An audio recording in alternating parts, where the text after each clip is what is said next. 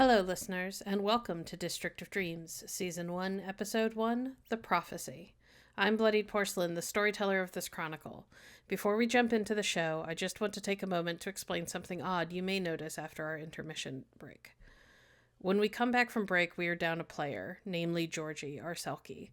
This is because, like so many others, Clara Allison lives in Los Angeles, where fires have been threatening and destroying homes and lives. When she got a standby for evacuation warning just prior to our break, we all agreed it was best that she not take chances and try to sit through the rest of the session, which still had over 2 hours to go. So that's why you won't hear her after about halfway through the session, and the characters quickly ushered off screen as soon as we're able. We want to be sure that everyone is aware that Clara was easily able to evacuate to safety right away and intends to be back with us for episode 2. We also wish to extend our thoughts and well wishes to those whose lives have been and will be touched by these wildfires. Thank you, and now on with the show.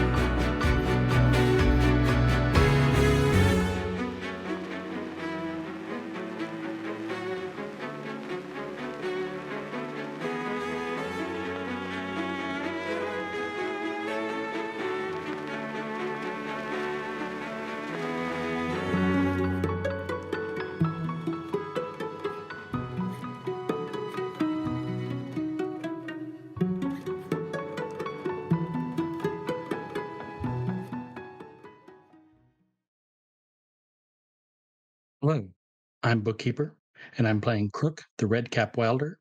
Our pronouns are he, him.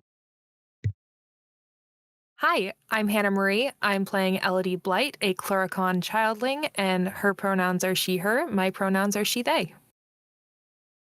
Hi, I'm Clara Allison, and I play Georgina Byrne, a sulky wilder. Her pronouns are she, her, and my pronouns are she, they. Hello, my name is Madam Ava. I play Sigrun, the Slua, and we both use she, her pronouns. And I'm Bloodied Porcelain. I will be your storyteller for the evening. It is January 11th, 2025, a Saturday.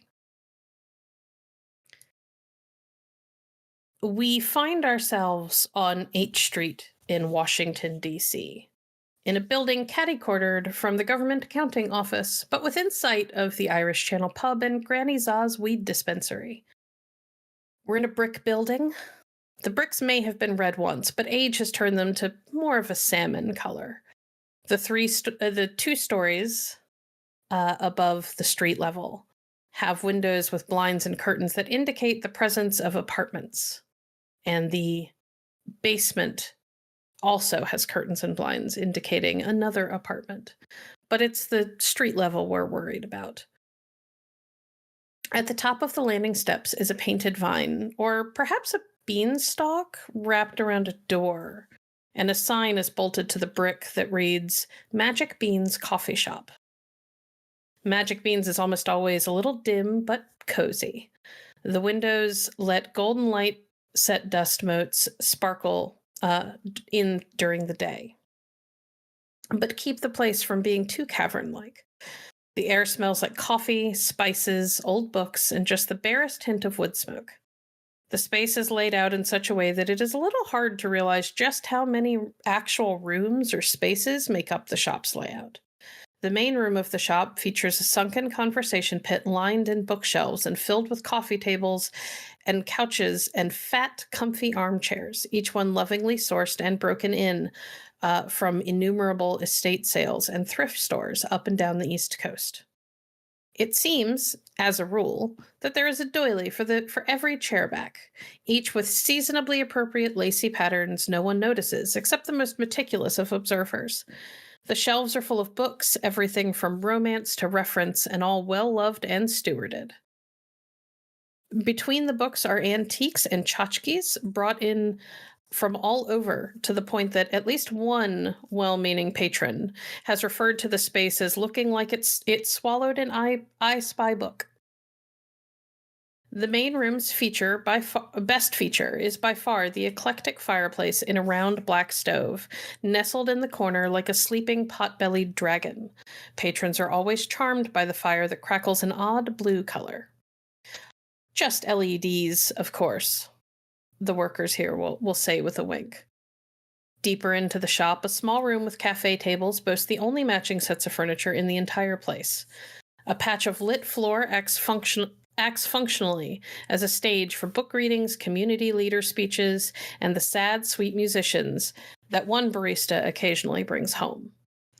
It is also the only room not lined in shelves, instead showcasing local visual artists' work, including pieces by another barista who is currently settled in with her sketch pad. Elodie, what are you working on today? Work on most days. Just some ideas that came to me, some sword fights and action scenes for my soon-to-be upcoming graphic novel, but it has been an upcoming graphic novel for about a decade, so take what I say with a grain of salt. Excellent. Behind the counter is a casually reclining, vaguely disengaged looking young woman with stunning looks, long brown hair with bits of white in it, vitiligo coloring her skin, potentially leafing through a paperback at the moment as she's between customers. Georgie, what are you reading? Rowan's not in, so I can actually read one of his books without him noticing. Excellent. It's old. I've taken it from the library here. I love that.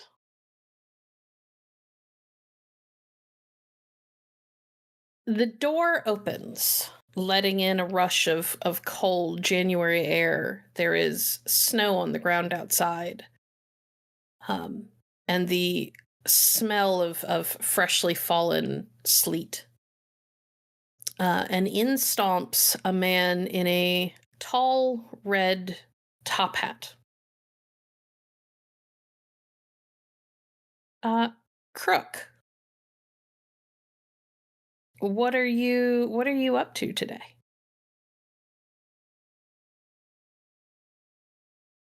Crook has just finished teaching a couple of young aspiring activists how to get in a fight and not A, get arrested, or B, end up needing medical attention. And he returns, he shakes off the cold, he walks over to one of the bookshelves where there are a set of coffee mugs. He grabs a large one that looks like it might have been designed to originally be a soup bowl, and around it are painted the words "Go away." And he walks over and he puts it on the counter, and he just looks at Georgie. Please. Yeah, sure. How does Crook take his coffee? Black with simple syrup. Yeah, based on the size of the cup, Georgie just empties the pot into it. Excellent.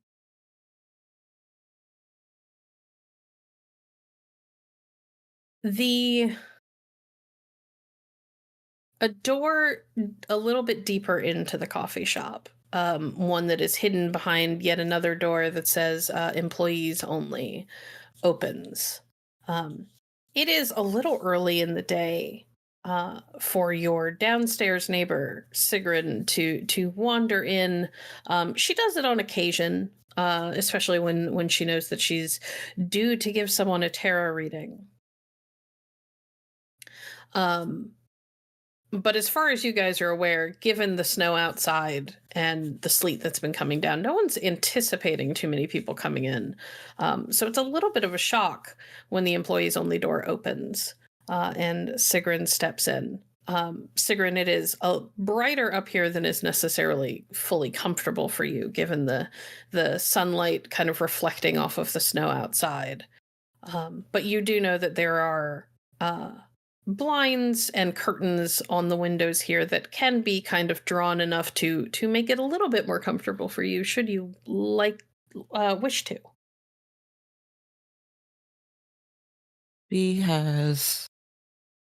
Sigrun always tends to carry sunglasses with her, just in case, just due to the lighting, not wanting to be too imposing on customers. She's fine with just sunglasses right now. Excellent. For the moment, it is really just the four of you. There have been a couple of people who have wandered in throughout the day, usually neighborhood locals. No one stayed for very long due to the weather. But you're almost always open. It takes a pretty major event for you to not be here. And the advantage to days like today is that those of you who are of the Changeling way can come in on days like today, get your fill of being in your freehold, and you don't have to worry about your mortals who are admittedly enchanted but can't really benefit from most of the stuff here, taking up space and kind of getting in the way a little bit. Your balefire kind of crackles merrily in the corner. It's weird, given that it's blue, it puts off that cold light that doesn't quite feel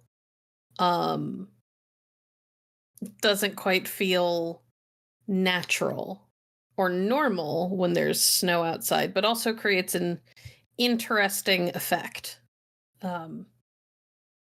Feels like something out of a movie when you put the white of the snow and that kind of deep blue of the fire against each other. Sigrun, what are you up to today? Sigrun had some work from home. It's her time to catalog some of the children's books at her office, and she's cataloging and making sure that they're up to date on the late great Nikki Giovanni's children book collection. Oh, perfect. So we are stewarding in more of the collections up on the shelves that people can come in and kind of take down, read for a little while. Some people will replace them with a book from home so that they can borrow it for a few days, but it's become a kind of standing rule and agreement among those who frequent this place that if you take a book, you have to bring a book, and you always have to bring the book you took back.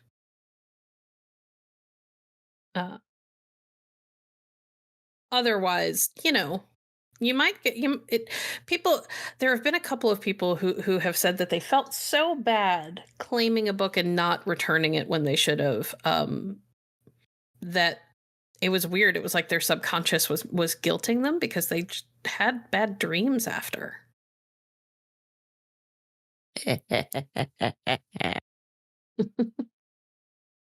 All right, guys, what are you doing on this cold and quiet Saturday?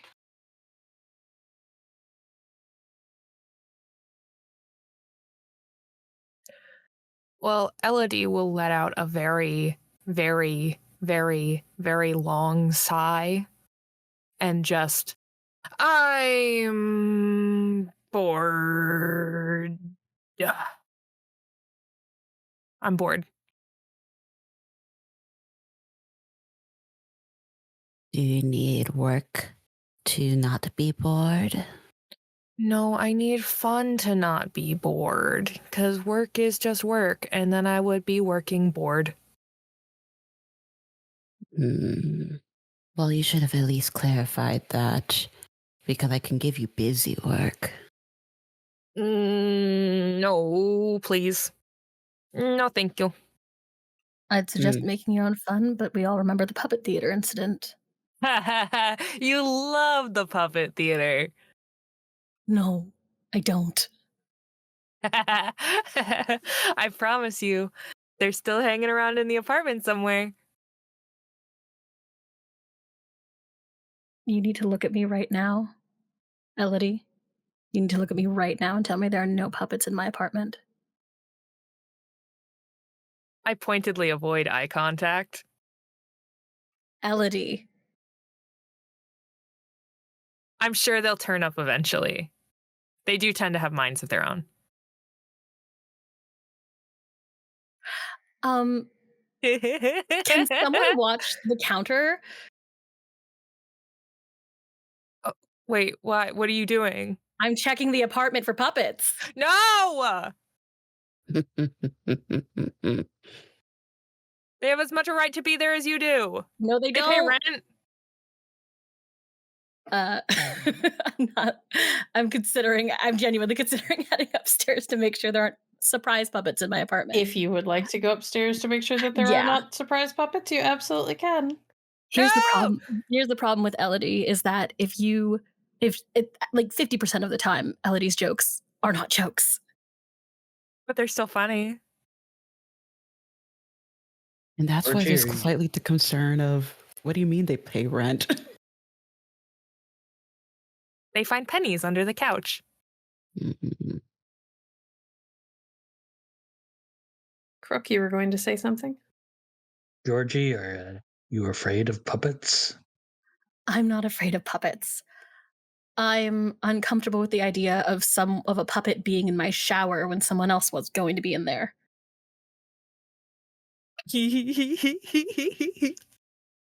All right, just needed to make a note.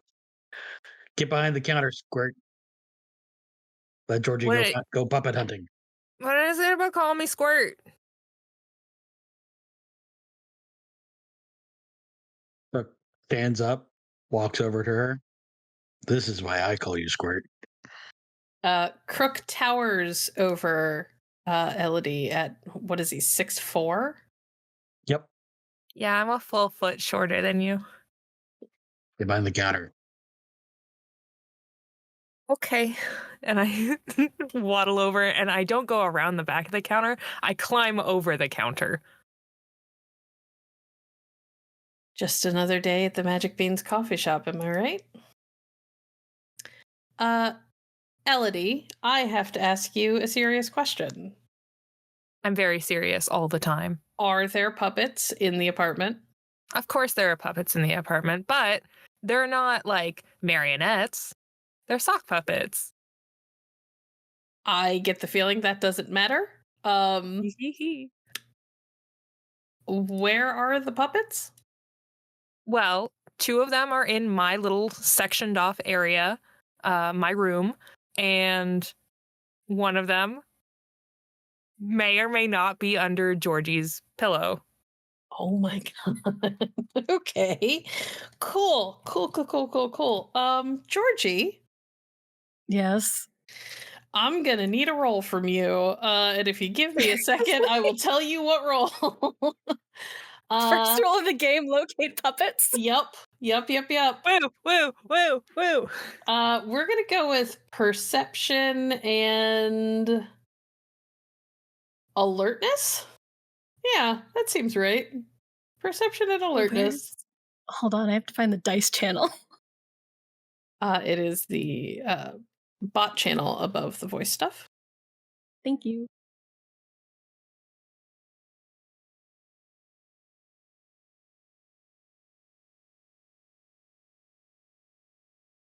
Why do I have to do the first roll of the game? Because you it's wanted to beautiful. go do something. You're never finding that puppet. I used the wrong command. You used the wrong bot. I did. / dice, and then it's all the way up at the top. Dice roll. Sorry, folks. Thank you. What's the difficulty? 7? 6. Standard diff. Standard puppet difficulty. 4 successes. Good Show me where those lord! fucking puppets If are. only you had a specialty, that would be wild. Okay. Georgie also disappears behind the employees only door and climbs the stairs into her apartment and proceeds to kind of go a little nuts, if we're being realistic about how this looks. She starts to sort of tear things apart, looking for the aforementioned puppets. I do yell up after her, "Don't hurt them, they have souls!" Don't shout. Okay. In the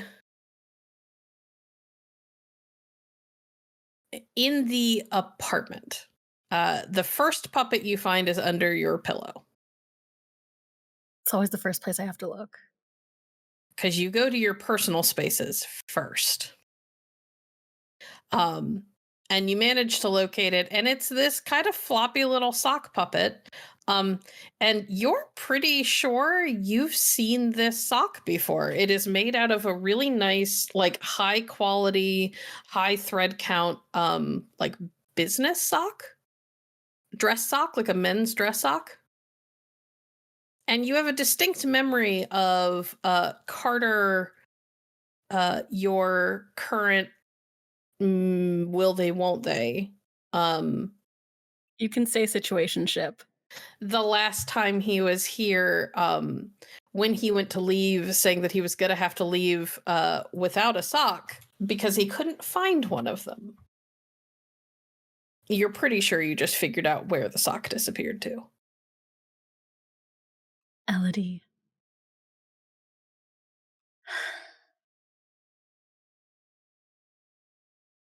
You also find the others. All seems to be fine. You kind of tear the whole place apart. You can't find any others. While we're here, would you like to describe what your like apartment and your bedroom look like? Georgie's apartment is favorably considered small. It is being an intern doesn't pay well. Being a part-time barista doesn't pay well. So it really is there by the grace of Rowan that we have the place. It's decorated. Honestly, if it wasn't for Rowan, it would also be decorated sparse. It would be decorated sparsely, but it's got it's fully furnished in secondhand thrift goods, which means like downstairs, nothing matches.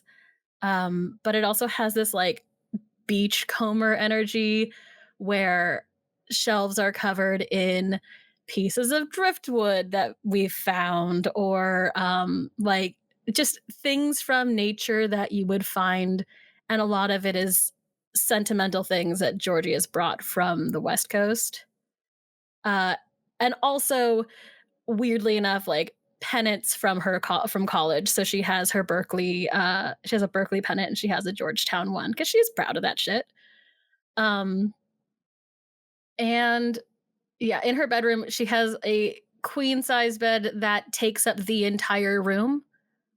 So on the pretty much the entire room. So like the narrow corner in which that she can get the narrow like edges of the space have like clothes favorably piled. Georgie is not clean. Well, she's not tidy. They're at least sorted into worn, not worn. Yes. And then at some point she's going to have to take it to the dry cleaners, but she can't afford that right now. Those are those.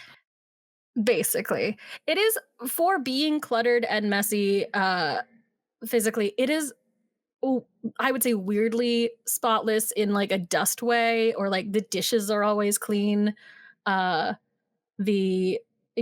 dusted, everything's clean. It's just, there's a lot of stuff and not enough apartment.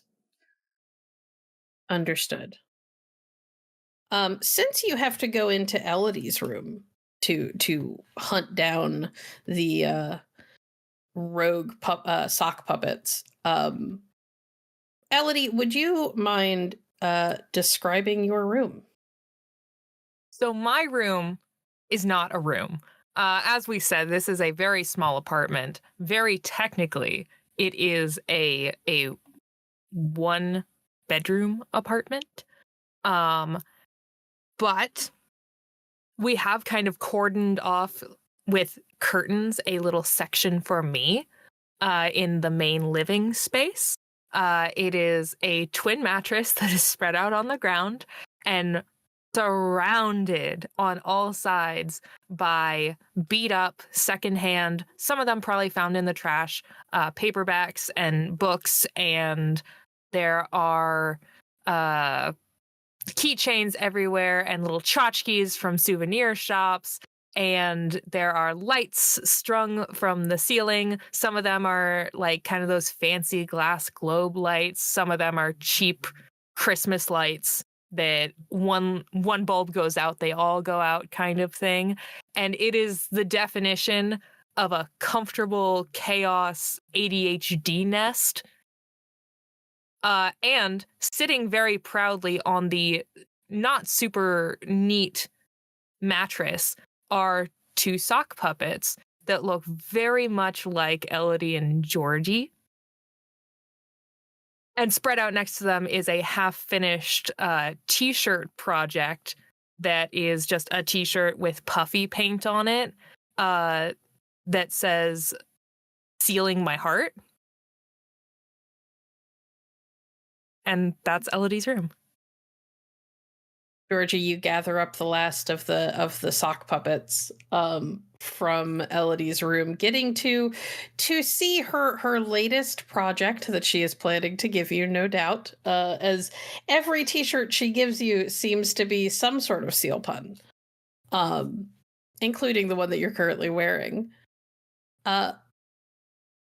I will leave it up to you if you are able to still be mad as you return downstairs with the sock puppets clenched in one hand. Elodie, I really want... Can we not make sock puppets out of Carter socks? And I will hold up the puppet. I wanted to give him a present because I seemed to make him uncomfortable, and I wanted him to feel welcome. I don't think that stealing... Carter's not a puppet guy. Well, is he a man or is he a Muppet? That was the inspiration. It's art. You don't get it. Can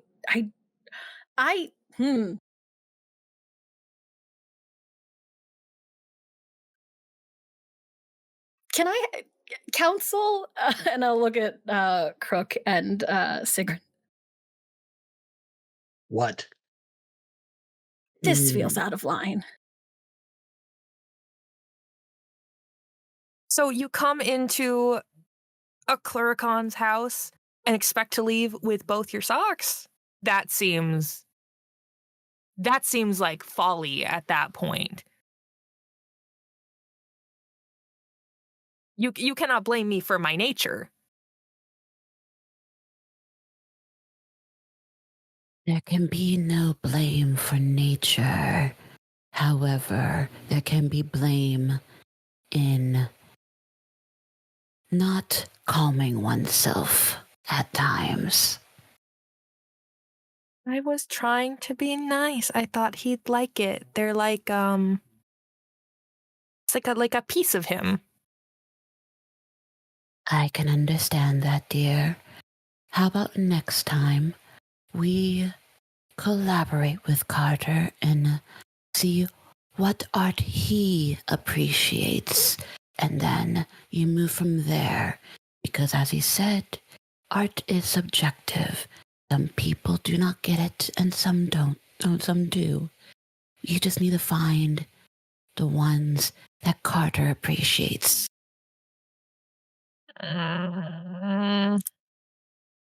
Is that a good, what is the word? Wine. Meeting? Yes. I guess I can make that work as a compromise. Compromise. Good. I shall go back to the books. As you all watch Elodie kind of slump just a little bit, you swear you could see the tips of her pointed ears almost curled downward, just a little pouty, just a little. Elodie, come here. I trudge over. Sit down. I sit. Crook goes into his pocket, pulls out a money clip, pulls out 2 20s, slides them to her. Buy him new socks. $40 for socks? Based on the sort of people Georgie dates, yeah, probably. But look at it this way. If you buy him a new pair, you're free to steal another one, and then he has match. Can I keep the change? Yes. Excellent. If you buy him Target socks, I will know. What's wrong with Target? Nothing. But you took an expensive sock. You're going to buy him expensive socks. You're going to have trouble sewing without your fingertips. And he clacks his teeth. See, you've threatened that before. Still got all my fingers. Oh, you want to see if I'm playing for real? Yeah, kinda.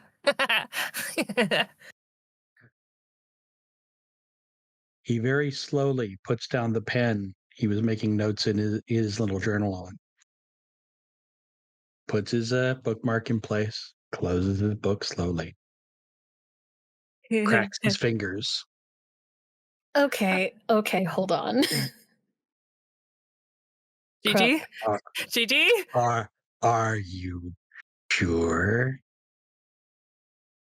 GG, I'm being bullied, and I hide behind Georgina.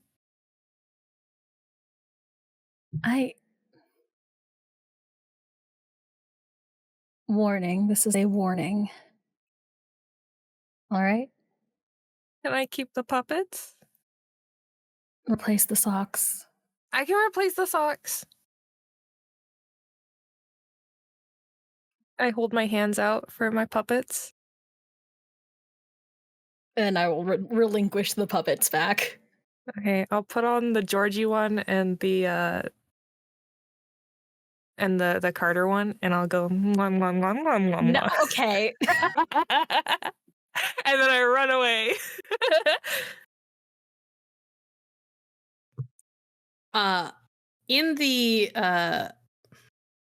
In the moments following Elodie running away to flee Georgina's grasp, and Georgina following with that kind of sedated, determined trudge the door opens again. In the door steps a strikingly beautiful young woman who you are all very familiar with.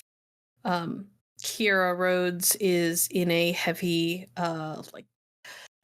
down filled jacket, with her hands shoved in her pockets and a messenger bag hanging from one shoulder, and a large kind of fluffy. Oh my goodness.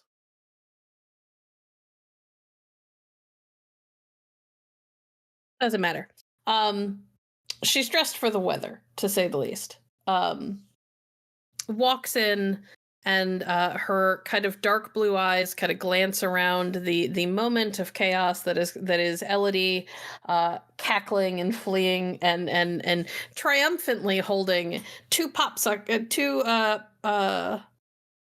sock puppets in each hand as she runs through the room. And she just sort of lets out a breath when she realizes that the only people who are here are the rest of you. Hi. She kind of looks at the empty counter.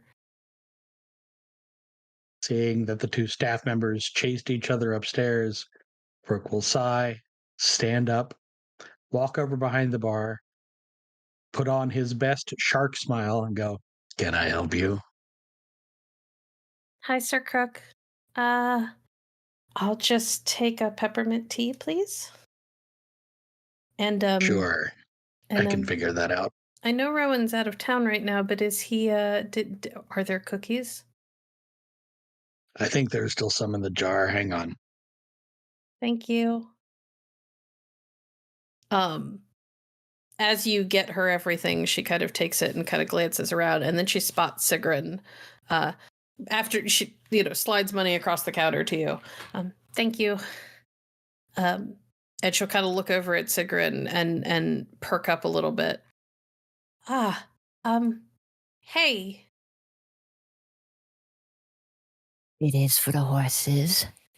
I know I had to cancel our last reading. Since you're here, would you mind doing one now? I'm sorry. The weather and everything. My professor dumped a bunch of stuff on us at the last minute instead of putting it off until after the storms. I just didn't have time.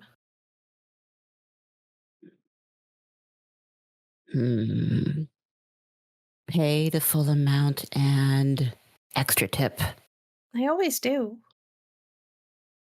Pay extra. Extra for the cancellation fee. Okay. But fine. Sit. She will make her way over to her favorite table. And settle in.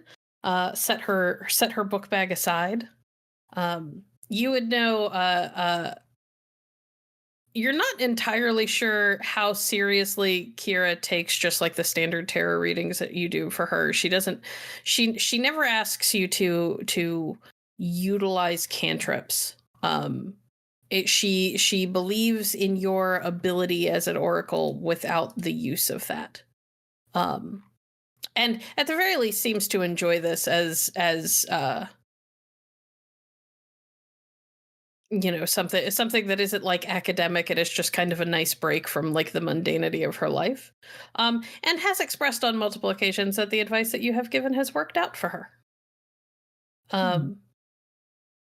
So she settles in at her favorite table, makes it a point to grab a couple of napkins from the little like napkin dispenser up near the bar, just to wipe everything down, just to be safe. Not that she doesn't trust the place, but she does not want your cards to get messed up.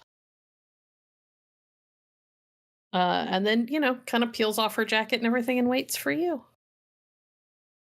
All right. So, Remind me, what was the question that you had for the cards? I want to know what to expect in the new year. Other than snow. Of course. Let us see here. And she will do her shuffling. For this reading today, it is coming from the literary tarot that came out, I believe, last year. We just because of the theming of bookstore and coffee.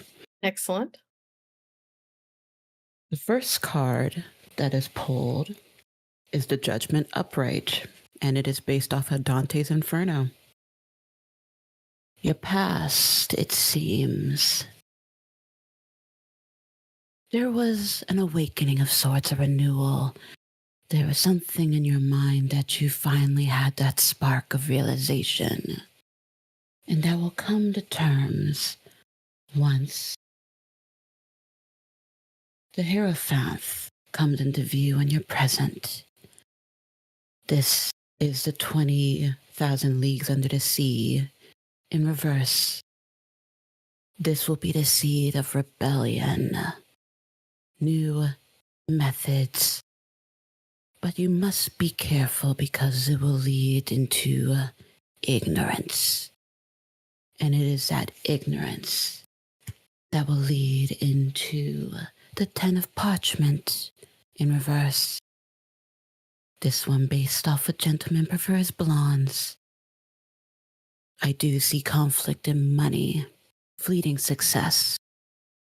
So, take heed, young one. It is that inspiration that can spark something strong, something passionate. But don't get carried away because that ignorance can lead to financial struggles. Her eyes go a little bit wide at all of that. She is leaned in with her elbows on the table and her hands with her fingers kind of laced under her chin, watching you intently. And Sigrun, you feel it happen, or you feel it happening before it actually does. You don't have time to warn anyone, but you feel the pulse of power that usually only comes when you have utilized one of your cantrips. Except that it is stronger than you've felt since your chrysalis. That's the last time you can remember this much glamour flowing through you all at once. Your eyes, usually so dark, cloud over and go white as your hands one of your hands reaches out and grips her wrist where she was about to set down money for you. And the other grips the edge of the table. You can feel your limbs trembling with all that is pulsing through you.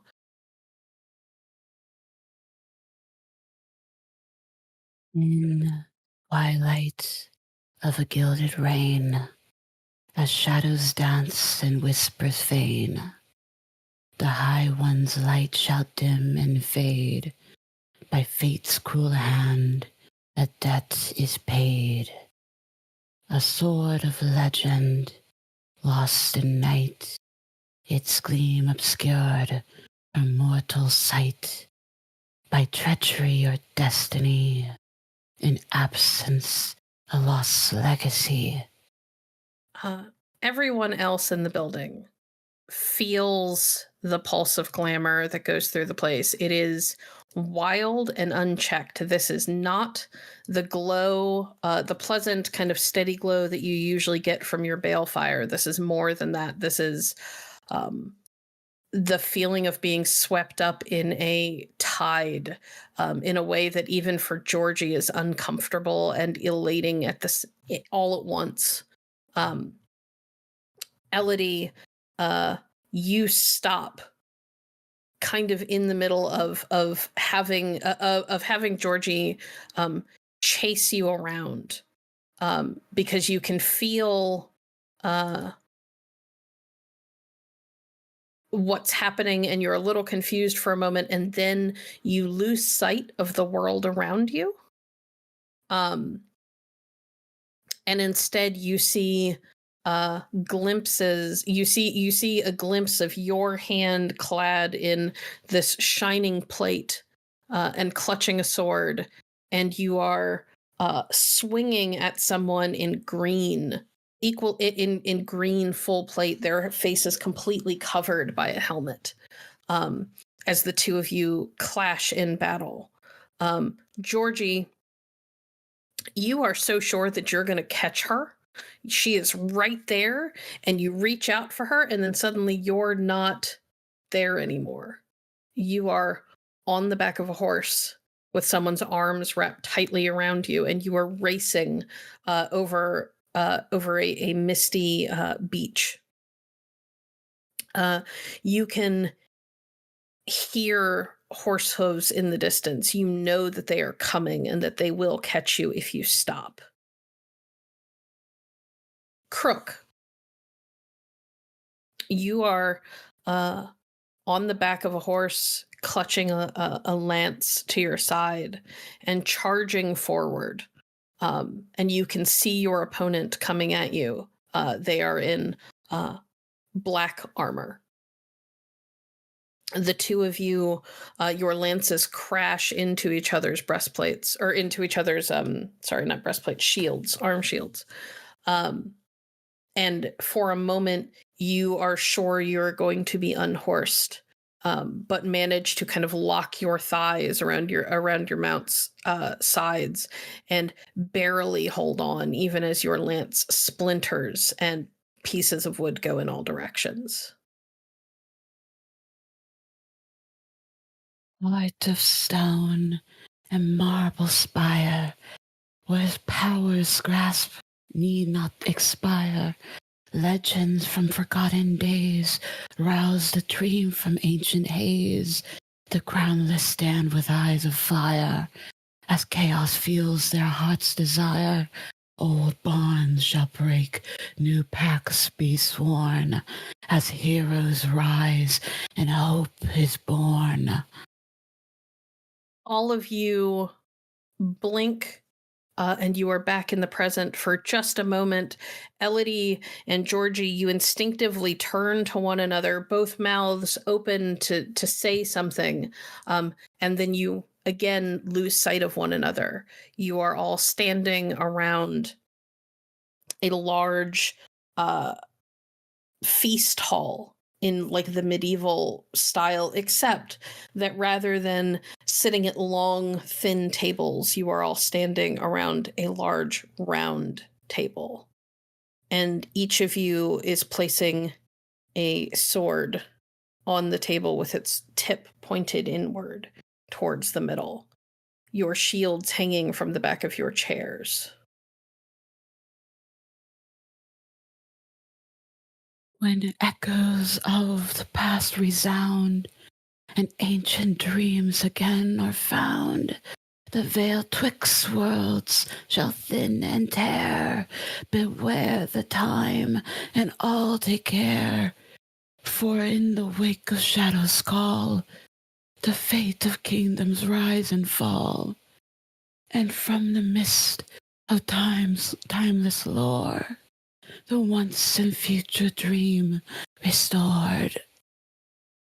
All of you at once hear a roar of a creature none of you have met in person, save for Sigrun, who once saw one in a library many years ago when she went through her chrysalis. Each of you knows instinctively at your core that you are hearing the roar of a dragon, and then you all snap awake. Sigrun, you as well. The prophecy fades. You are losing the words that you said even as you begin to surface back into reality, back into the coffee shop, and you are looking at you were looking at Crook, who is a member of your motley, and Kira, who is not a member of your motley, but is a regular here at the shop and kind of a fixture locally for changelings. The tension begins to seep out of your muscles, and you feel all at once vaguely exhausted. You've had prophecies before, but nothing like this. Nothing so unbidden, nothing so powerful. Nothing that felt like the dreaming was a live wire that you had just grabbed hold of with both hands.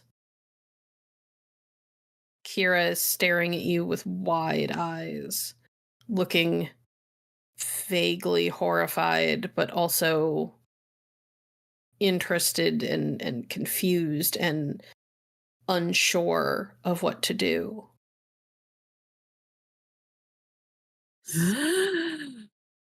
It always hurts the throat. Without thinking, she pushes her peppermint tea, which she has not touched yet, towards you.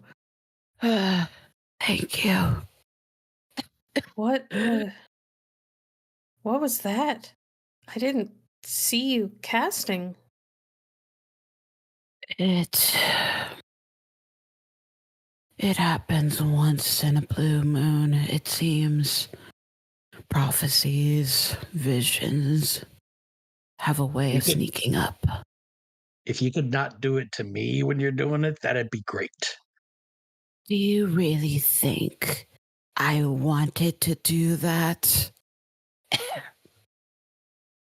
Gauging what you want is not a game I play. Georgie, Elodie, you okay? There is a tumbling sound on the stairs as both girls kind of finally fall out of the moment, and realize that they were both kind of mid-step and are a little unsteady on their feet.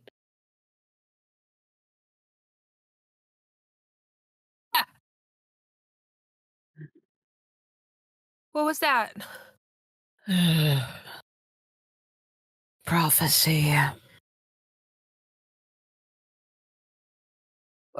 What? I don't think I like prophecy. Yes, well, that was more intense than they usually are. I look down at my hands and kind of flex them, as though still remembering the feeling of gauntlets on my hands. You still have the memory in your mind, though it is slipping away. You definitely remember what it feels like, even though you know you've never worn those.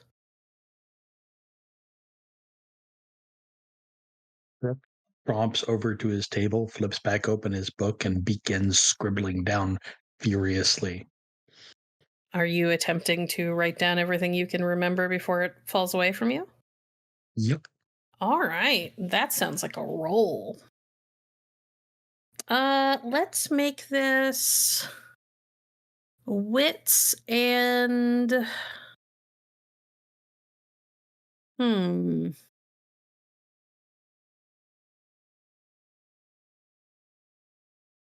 wits and kenning. Okay. Standard diff? Standard difficulty. Okay. I am determined, so I'm going to spend a point of willpower on this. Okay. Also, I know my memory is kind of crap. And Crook is sort of muttering to himself, and then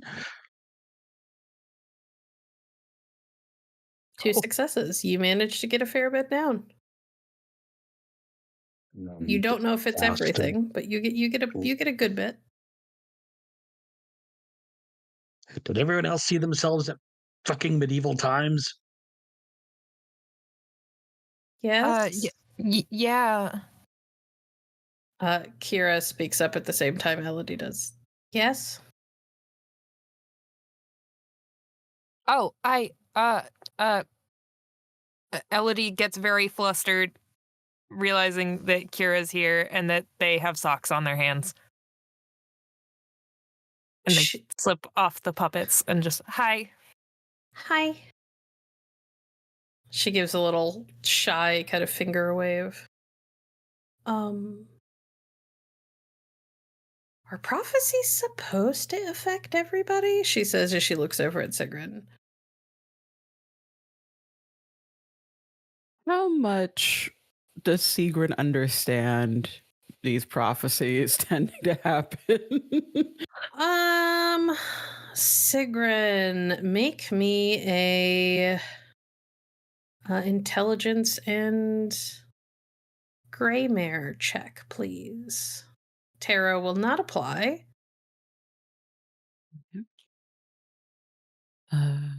You said Greymare and which one? Intelligence. Okay. You're going to be standard difficulty.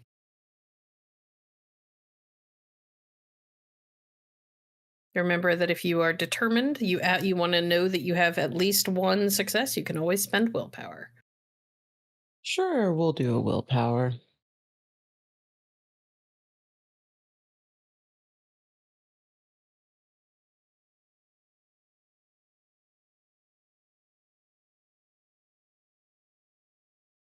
Yeah.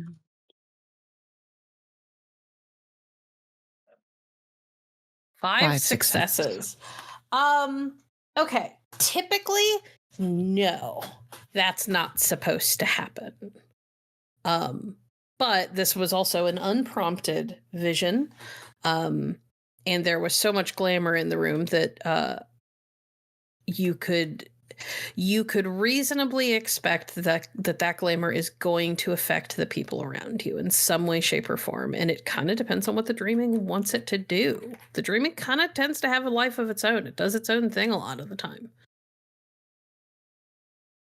Typically, it is not common, but the glamour is relatively strong here, so it's not surprising that it would affect multiple people. But the nature of unprompted visions and prophecy like this leads to an unpredictability.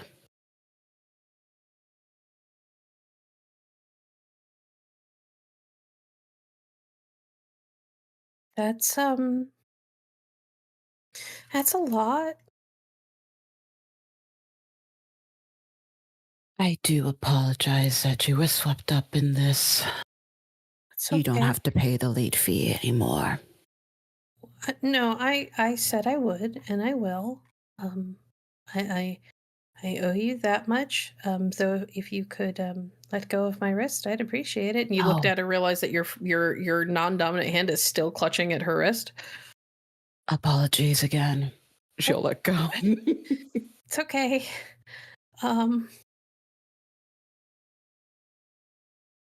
We'll point to Georgie and Elodie. One of you make Kira another peppermint tea. I think Sigrun's going to need that one. I'm going to step outside and make a call real quick. Oh yeah.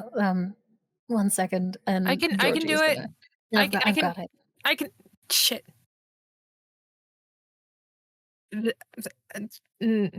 Elodie seemed to have been looking for an excuse to not be in frame right now. It seems like Georgie was looking for an excuse to make sure that she has to be in frame right now. Yeah, I noticed. Actually, no, I just realized I'm on the clock and I feel bad about it. Crook, you step outside into the cold. Who are you calling? I presume, as a knight of House Lianan, I have somebody who's a point of contact with the house. Okay. Who are you? What? You know a number of people in the house. Yep. What are you trying to call about? I'm trying to see if this happened. I'm trying to see if this happened further afield than our place. So my first thought is to call Godric. Okay, you can call Godric. You have his number. He kind of owes you his life, so he's kind of on call when you need him. Your phone rings, and rings, and rings, and rings, and you don't get an answer. Pick up the fucking phone. You know Oh. from experience that Godric almost never fails to answer the phone when you call. Against all odds, he seems to like you.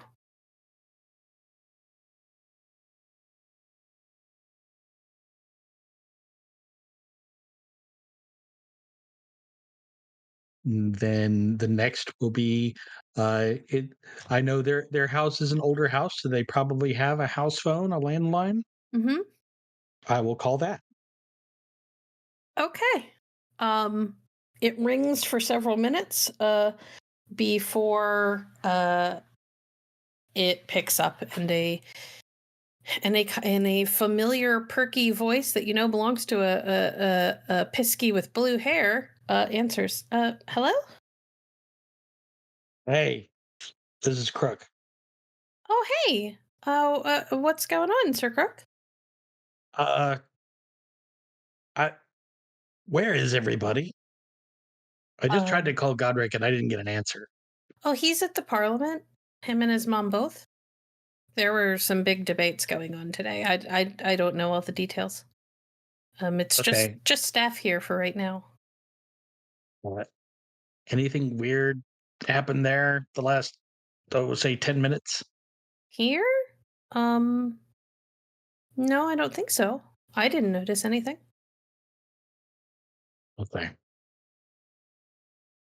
Are you okay? You sound a little shaken up. Haven't heard you this shaken up since, your chrysalis. That local slew is being weird. Gives me the heebie-jeebies. Yeah, they do that. All right. What happened? I don't Or do rightly you know not yet. want to talk So about it? Okay, that's fine. when I know, I'll tell you. Okay, well, I will let Lord Godric know when he returns that you called. So they're all at Parliament right now? Mm-hmm. Okay. Thanks. Sure. And she hangs up. We'll walk back in. Let's take a field trip. Where to? Parliament. What's going on? Do I need to get my notebook? Probably. Probably. Can I send a couple texts? Or to who? First one to Carter.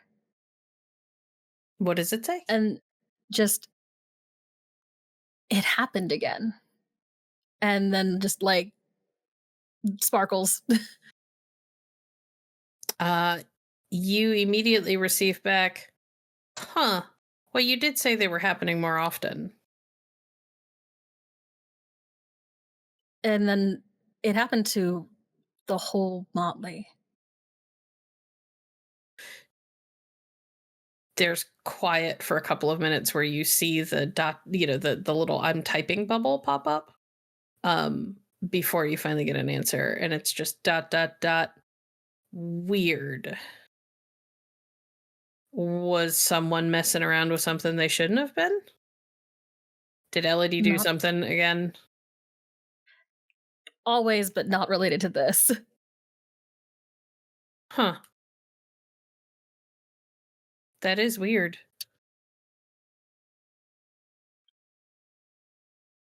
I mean, without knowing more, I don't know that I could help. Weird. Maybe it was localized. And then, actually, instead of texting, because I know she's not going to pick up, I am going to call my grandmother. She's not going to check her texts. Okay. When the phone picks up, you can tell that, as usual,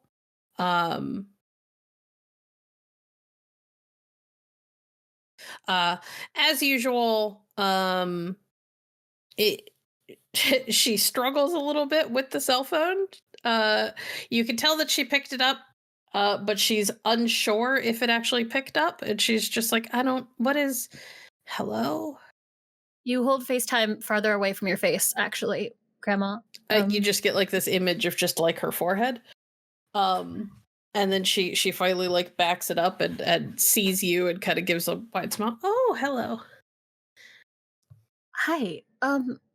Sorry for the random call. You never have to apologize for reaching out. Are you okay? You're one of the only.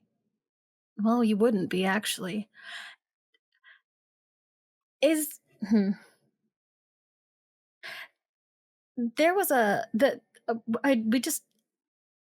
coat made a memory, or the Sluagh did. I wanted to know if it feels. Does the coat share memories like that to other people? Not to other people, no. It might occasionally share memories with you if it thinks you need to know something.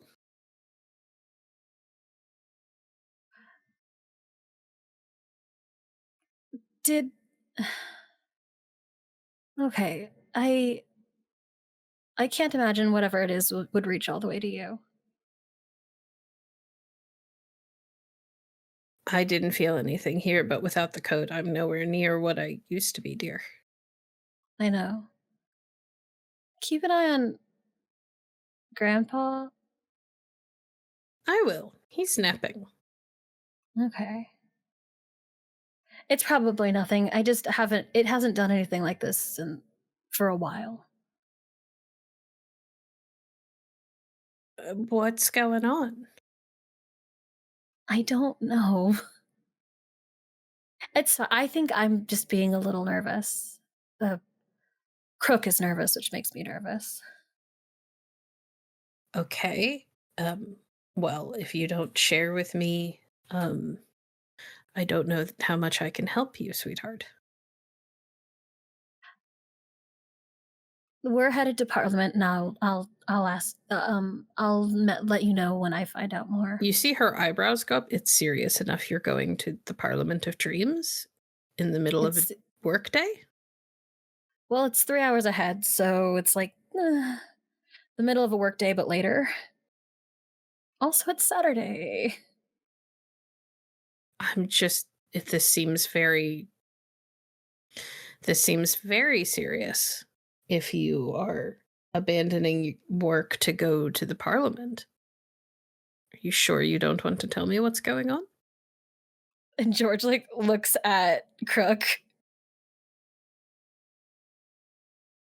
Do you really think it's that big?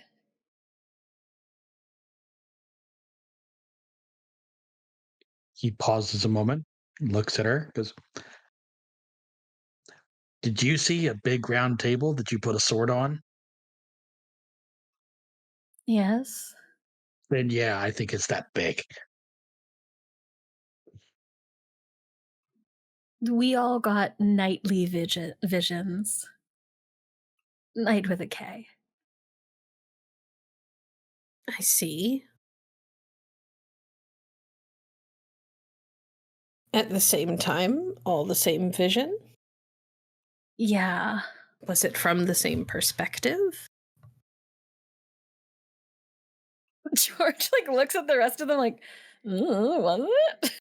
We don't know. Get your coat. Have this conversation on the way. We got to get to Gallery Place and get on the metro. Got it. Yeah. George is untying the coat from her waist and tying it around her shoulders, putting it on. Okay. Go ahead. It's the same writing vision from basically from when you gave this to me.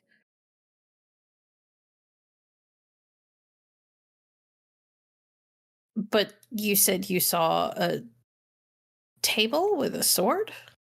Round table, swords, lots of us, or a handful of us. Interesting. Well, shared visions are unusual, but stranger things have happened. Motleys are sometimes brought together again over the years. Perhaps the coat was once a part of the same motley you saw in your vision.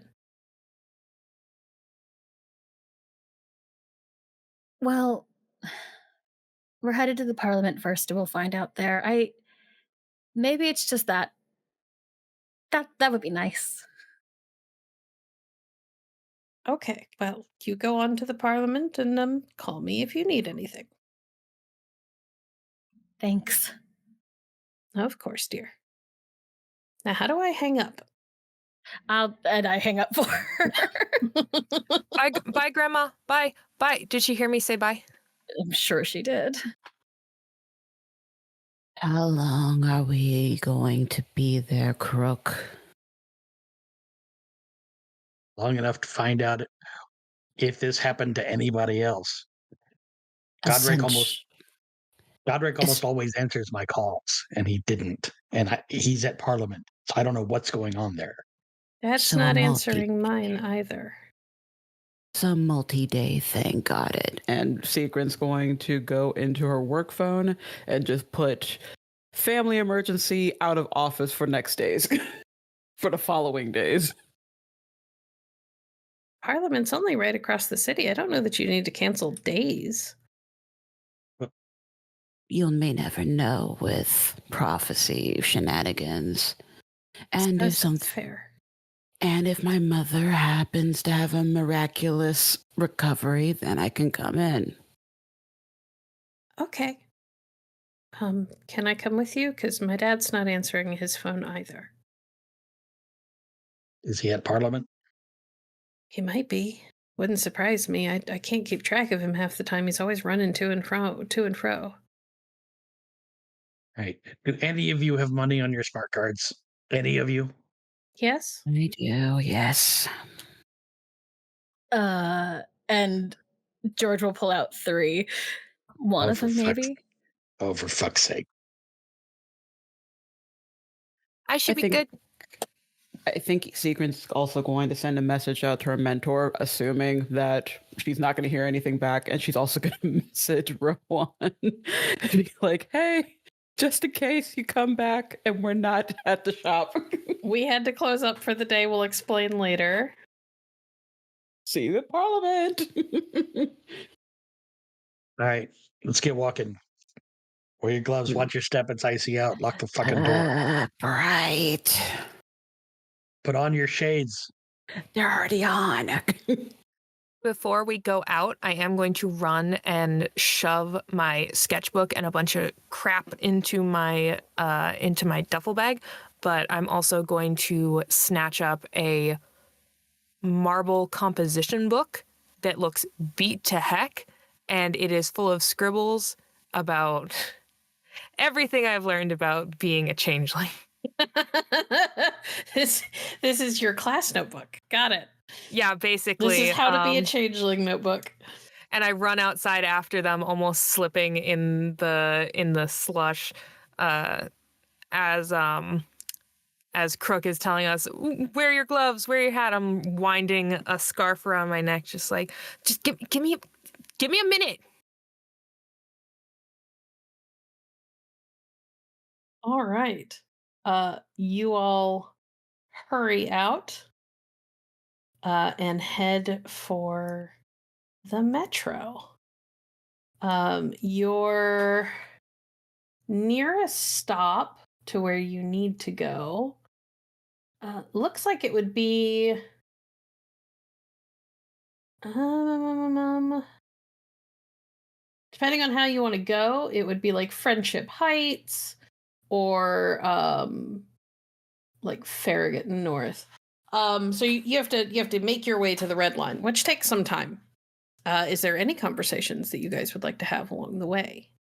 The metro is mostly empty. They are running on a very reduced schedule because of the weather. So, what do you guys see? And I poise my pen to be ready to write. Be circumspect when you talk. What? We're in public, squirt. What were your dreams like last night? Eyes go sideways.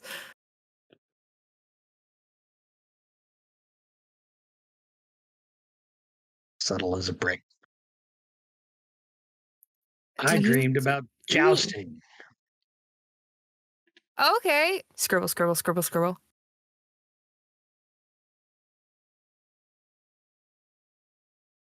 Do you And then remember? Oh, Go ahead. no. Go ahead. Please. Go ahead.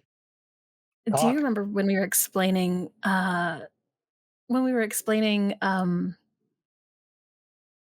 initiation to you? Yeah, we were talking about showing. Fight Club. Yeah. It's memories it's, stories from that. I think. Oh. Writing. Honestly, now that you mention it, I think back. That makes a lot of sense. But I can't quite put my finger exactly on. Do I remember my vision well enough to either write out a little bit or probably sketch out a little bit? You didn't move to do it when it first happened. So I will let you make a roll, but you're going to be at an increased difficulty compared to Crook, who did it immediately. Totally fair. So we're going to go intelligence and kenning. Do you have kenning? Haha, Me no. realizing that you're a baby. I'm little. All right. Then it is going to be raw intelligence at a difficulty of 8. If you want to remember something, you should spend willpower. Yeah, I'm gonna spend a willpower.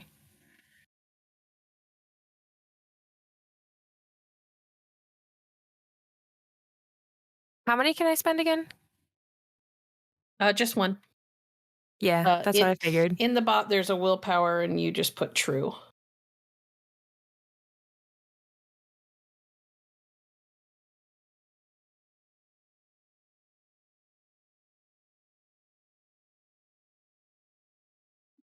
I did it. Still got 2. Not bad.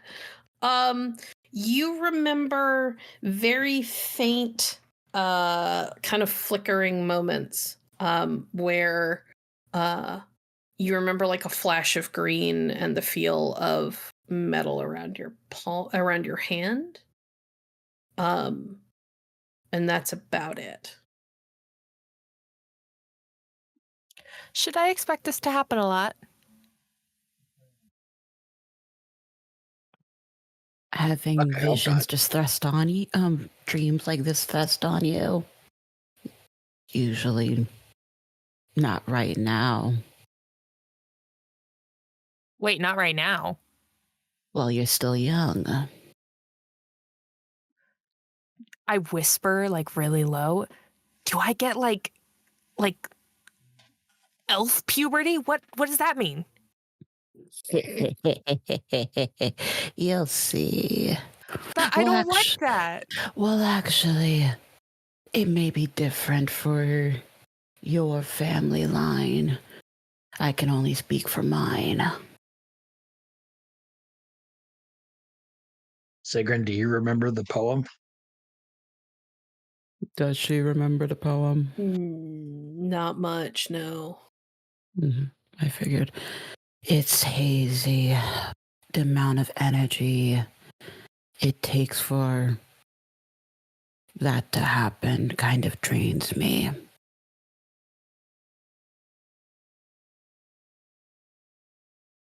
I kind of side-eye Kira a little bit and then just you doing okay? Yeah. I'm okay. Good. Good.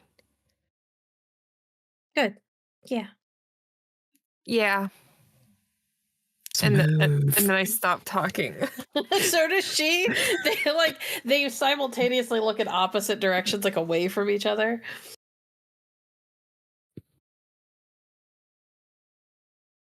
Okay. When we get there, find someone you know and talk to them. But don't need to necessarily volunteer everything that happened. Especially if, fuckwit houses are about. Why did that feel targeted? Why did that feel targeted? I don't know. I work for a fuckwit house. Oh, this is Entirely fair. This is one of those Crook thinks all houses are fuckwit. Got it. Most of them, yeah. I thought he was implying that I talk a lot. You do, but that's not the point. I have very important things to say. You would do really well to snoop. Snooping? Snooping. I have permission? You have permission to snoop. But you know what you have to do to snoop. Shut up. Okay. Aw, I was really excited. I thought you had faith in me for a minute. Ow! Oh, that hurt. Yeah, Kira's eyes go a little wide, and she looks a little hurt on Elodie's behalf. She just sort of... Turtles. She just turns to stare at Crook like, how dare you? No, it's fine. I'm tough. I'm a tough kid. Bite or no biting. You're good. We'll have a snowball fight when we get back.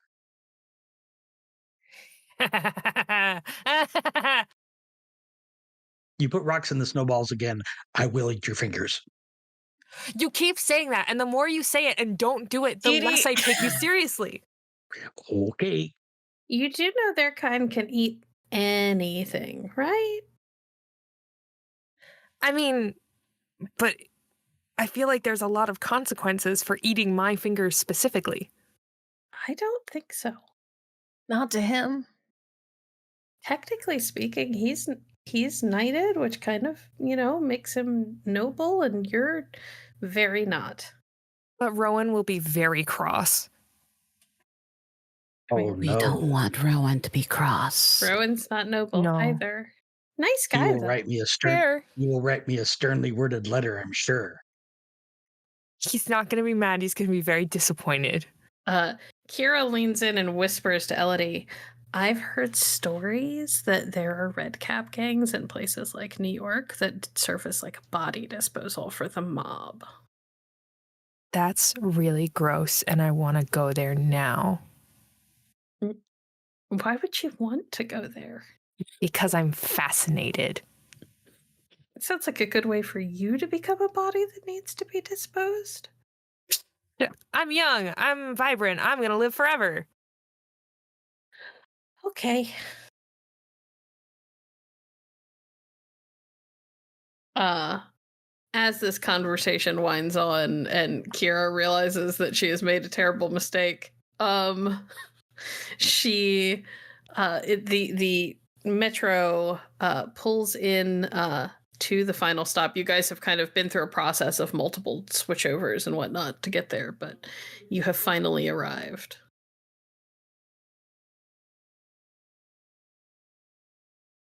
You know that the Parliament of Dreams is currently situated on an island across the river. The only way to get there is on foot.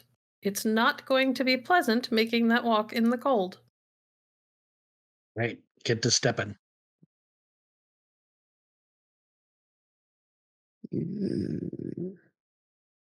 I'm making it a game. I'm doing a little hop skip, like from point to point that only I can really discern what kind of pattern I'm trying to follow. If it's all too much for you, Sigrun, I can just put you in a burlap sack and throw you over my shoulder. He does consider this for a moment because of the whole squirming thing that they can do.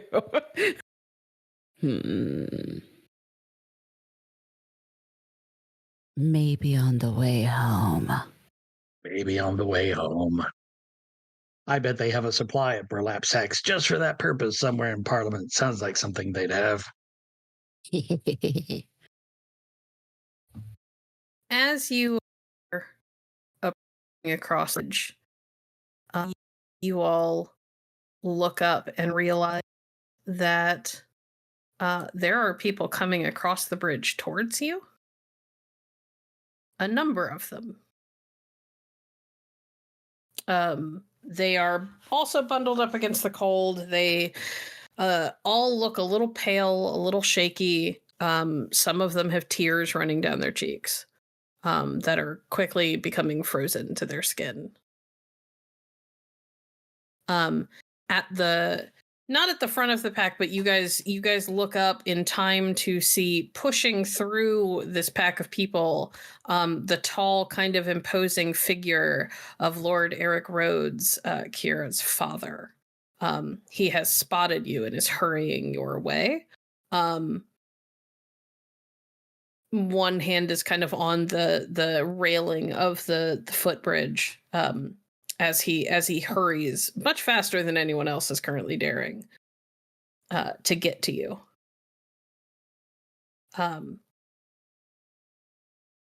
As he draws close, his eyes are kind of wide and he looks over everyone. Why are you all here? We need to go. We were worried about you all. Yeah, we're and he kind of looks back and frowns a little bit. We're fine, all things considered. Come on. Can't be here. Why not? What's happening? I will tell Also, you hi, when Mr. we are... Rhodes, sir. Hello, Elodie. I will tell you when we are not in the out in the open. Yes? Oh, okay. Yeah. All right. Oh, it's a good thing I brought my car. Although it's going to be a squeeze with all of us. Don't worry, I'm flexible. He kind of blinks, and for a moment, Sigrun, you imagine that he has involuntarily had a vision of that thrust into his mind's eye, and then very quickly kind of blinks and recovers. He looks over at his daughter, wraps an arm around her shoulder. Oh, I'm glad to see you. Come on. And he begins to kind of herd you all back across the bridge. Is everybody going to go with him? Yeah, sure. I'm going to pause and try and call Godric again. It rings a couple of times before it picks up. And you can hear a lot of commotion in the background. Hello? Crook? Where the fuck are you, my lord? I just listened. Some weird stuff's going on. It's kind of crazy here. It's a little crazy here. Can I call you back, or is this like an emergency? You have to talk to me right this second. I was headed towards you because you weren't answering your phone. Lord Rhodes is trying to drag us off. I'll be on my phone. Call me back. Okay. And he hangs up. As he is about to hang up, you hear, Mother, we have to go. And the sound of his mother beginning to protest before the line cuts off. Assuming that you follow, Lord Rhodes leads you back halfway across the footbridge that you guys had managed to get, and then across a street into a public parking structure, where he does not say a word. He is unusually tense. His jaw is kind of set through the whole walk. And he unlocks the car as you guys get close. It's one of those ones where it starts up like remotely, so it's already running by the time you get there. And once everybody is in, curiosity, what's the seating arrangement going to look like? Depending on the circumstances, I can sit in the trunk. It is not a hatchback. You cannot sit in the trunk. Damn it. Not good. It is an SUV, so it is big enough for all of you. It's just gonna be tight. I'm assuming I can't get shotgun. No, Crook already called it. Not unless you want to fight Crook. No, I don't. I don't think I want to test the theory about the fingers. So, I want to sit next to one of the windows just so I can look out. Kira will slide into the front in the middle so that she is wedged between Crook and her father.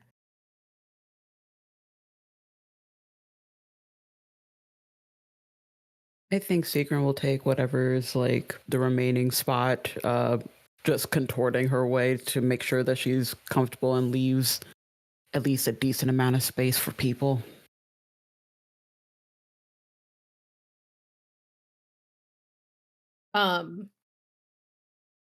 Okay. I'm going to assume that it is Elodie at one window. You said Sigrun's in the middle in the back? Yeah, about so.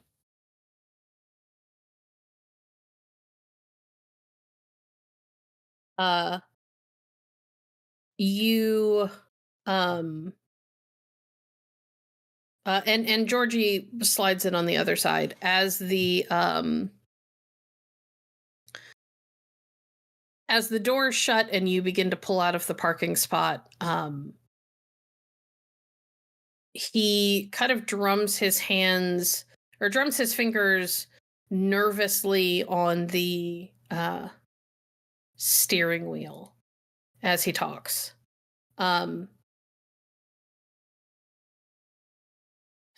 So before I go giving a bunch of details, what happened to you?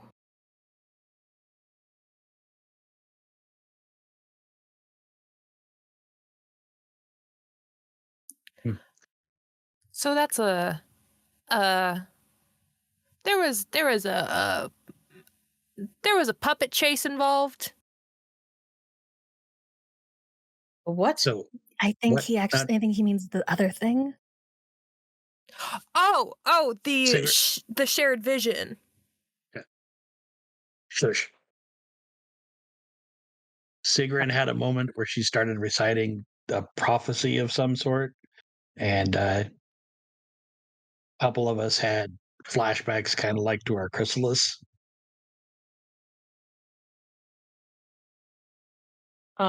He goes markedly pale at the talk of a prophecy. I see. Okay. It was unprompted. It was during a reading for your daughter. It's unusual that it happened so far away because it happened at the Parliament too. But it was everybody reciting the prophecy. Almost everybody.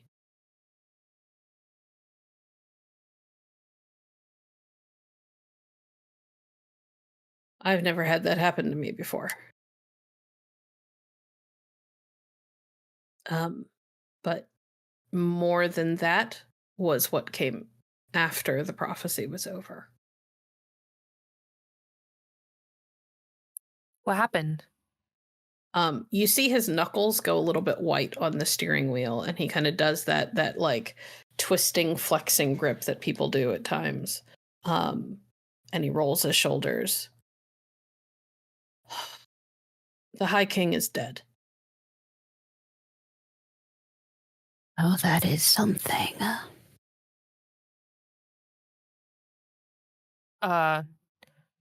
Rip. Not the best time to use short phrases like that, dear. It means rest in peace. I know, but not the best time. I'm sorry. Do we know how yet? The guards didn't give specifics. Everybody who could be evacuated started evacuating. You all came up as the first waves of people were being let out. What do you mean why evacuated? From the Parliament, the High King is dead. They like I said, they didn't give specifics, but I would assume it was a safety concern. Send people home. Don't keep them all here if there's something going on that's killing people. Oh, I thought it was like, oh, there's a power vacuum and people are going to start killing each other.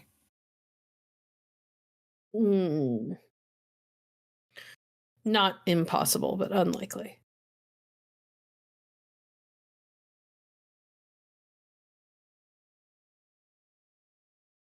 What did you all see in these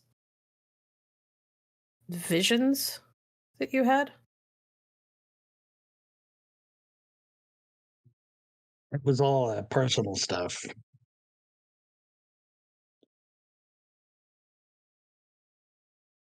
Okay. And he sort of relaxes a little bit at that and glances at Kira, who looks a little confused at that, but doesn't say anything for the moment. She looks like she wants to, like she doesn't feel great about potentially lying to her father.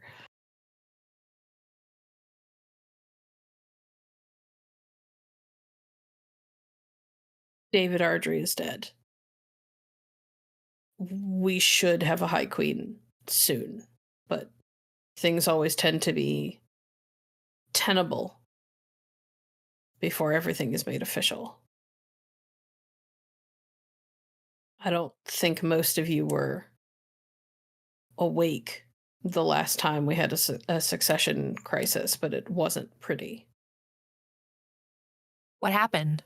There were 3 or 4 people vying for the throne.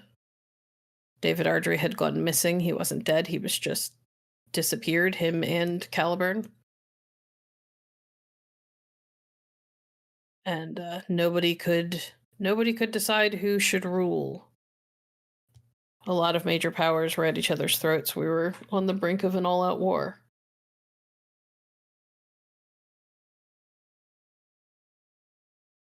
Well, who might be vying for the throne now? Is there a ring we should throw our hats in? You want the throne?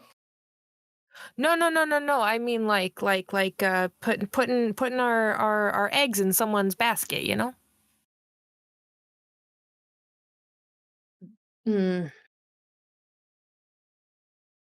I don't want responsibility. It's not my favorite thing. He kind of tilts his head a little bit. There's a lot of potential people to step up. Princess Lenore is, in theory, supposed to be his heir officially. When he returned, he made it clear that that's who he wanted. In theory, that should be respected. In practice, and he kind of makes a gesture like anybody's guess.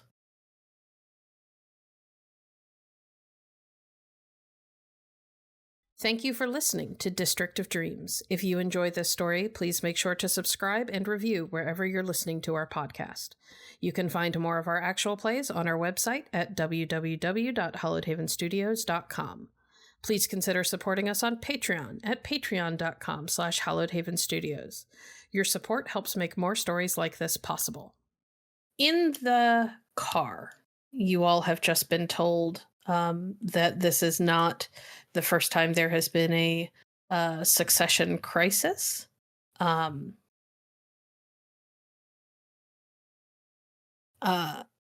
And that he fears that you may be on the verge of another if people do not uphold David's wishes.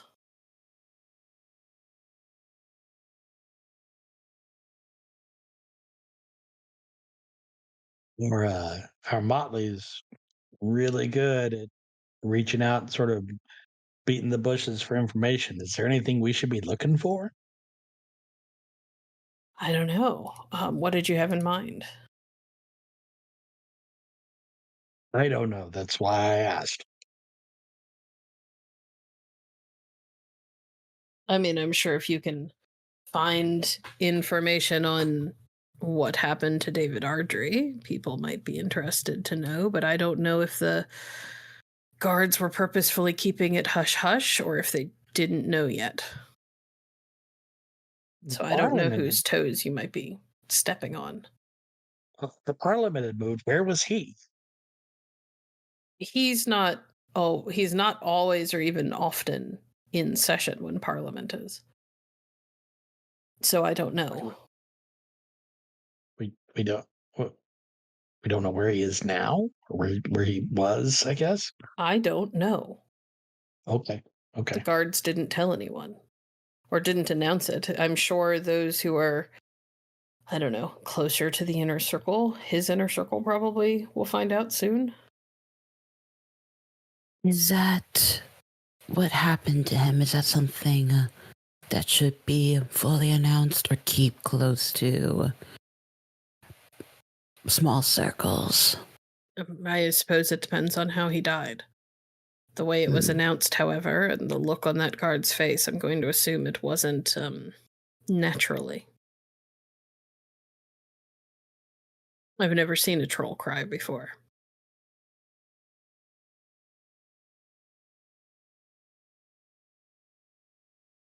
So we do some sleuthing. And we make sure that the path is clear to get things established again, and then we're rocking and rolling. No problem. You could do that. You're going to be dragging your motley into the heart of changeling politics. Is that what you want? I want to speak for truth and justice. You still think you're a superhero, don't you? What do you mean, think? Uh-huh. What makes me not a superhero?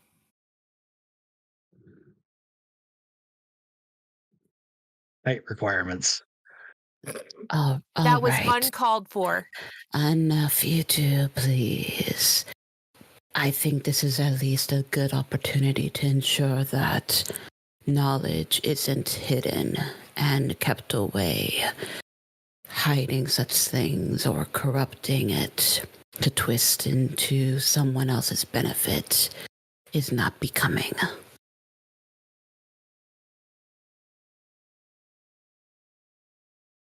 If that's what you all want to do, I can't stop you. I just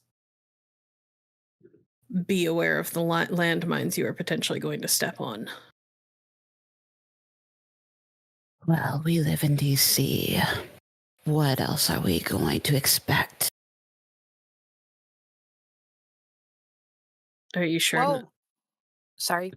Are you sure nothing else important happened? It's weird that you all had the prophecy.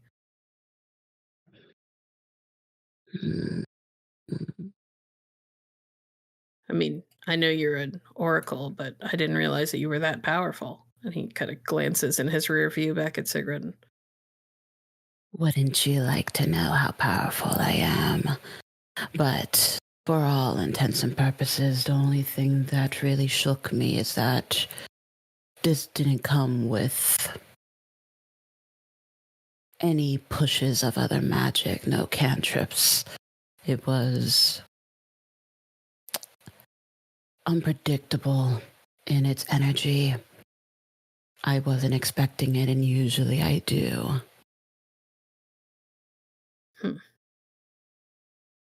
Okay. Begging your pardon, my lord. Did you have a vision? No, I was... And he kind of gestures vaguely back in the direction that you all came. I was in the middle of it. I was one of the people who was reciting it, I think. Sure. Do you all remember any of it? Because I barely remember anything. It's like bits and pieces and impressions. It's like it's like a dream. Yeah, I was afraid of that. Why?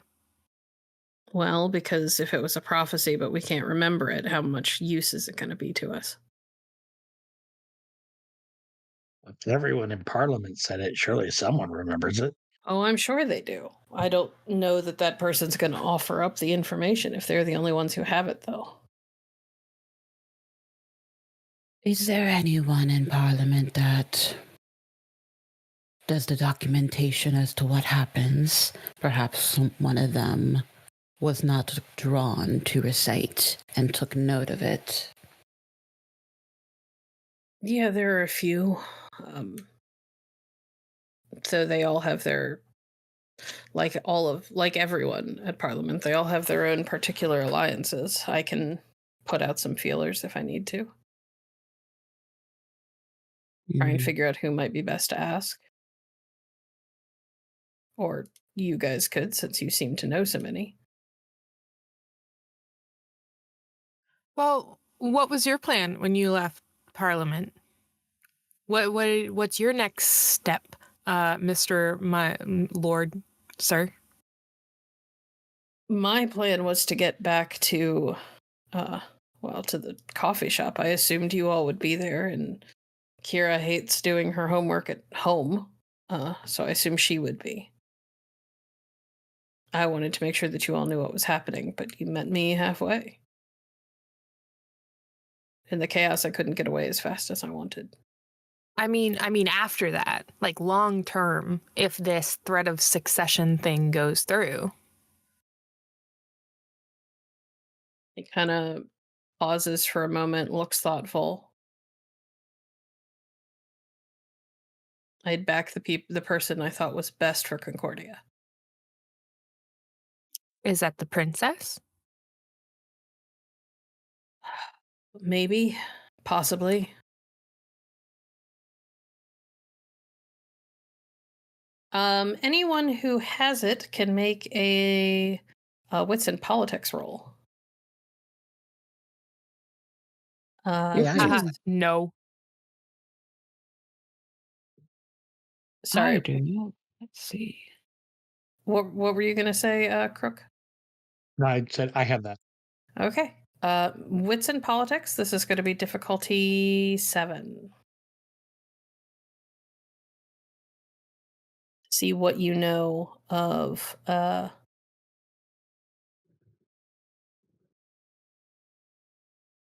Ooh, 2 successes. No. Oh, geez. Okay.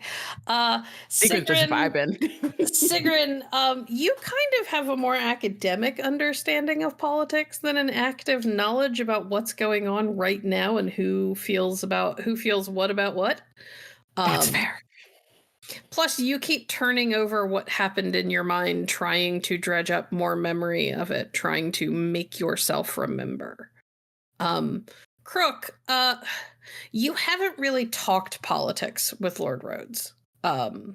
You have, however, been able to observe him because the coffee shop is kind of smack in the middle of his little, kind of meager fiefdom. What you are aware of is that as a man, he seems to have more of an inclination than most Sidhe to try to make things good for everyone, from commoner to noble. And even does what he can, and seems to even take an active interest in the welfare of mortals based on the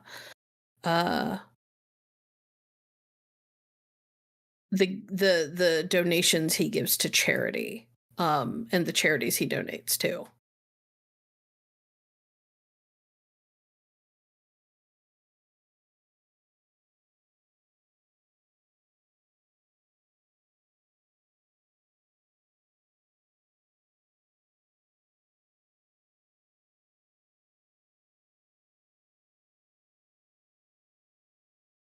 My lord, what do you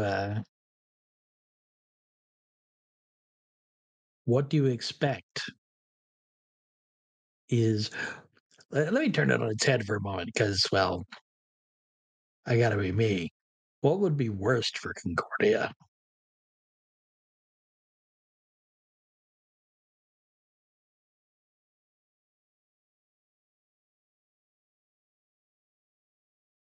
Worst for Concordia. And he kind of looks thoughtful.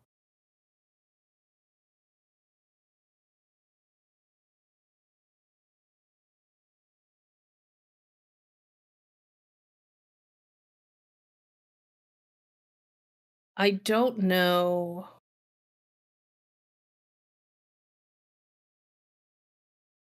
I don't know what person yet, because I don't know who's going to step up into succession. However,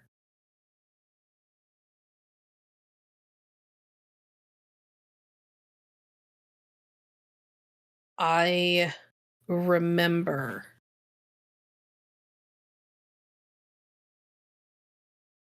the concern that we all felt over whether or not Regent Morwen, David's sister, would give up her hold before it was certain that he was dead. And I remember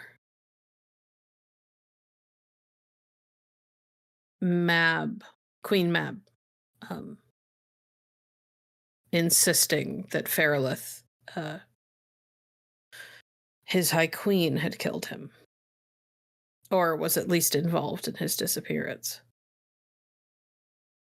I know that what would absolutely be worse, the worst possible outcome, is that we end up with another 3-way split of the kingdom or more. It'll pull us into chaos and war again. And then it's only a matter of time before everything falls apart. Maybe that's why we got the visions, because I don't know about you. In my vision, I was fighting. Maybe it's a portent of what is to come.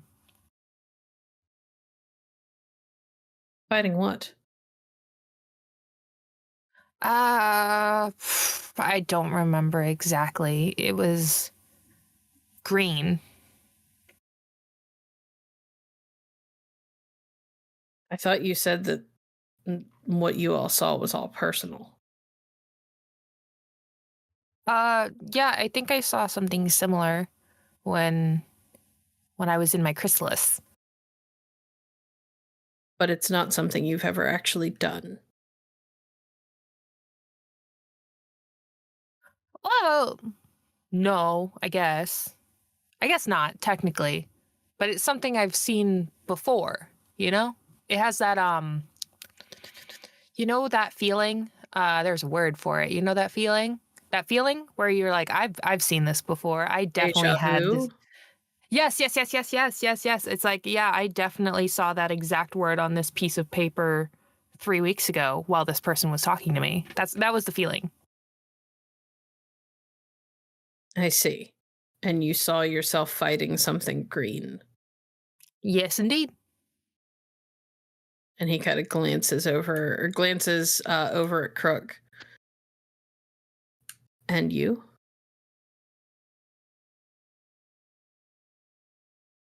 Jousting. For a moment, he looks almost amused at the idea of you, of all people, jousting. Interesting. Not what I would have assumed. Seemed like the up close and personal type. Did I say I'm full of surprises?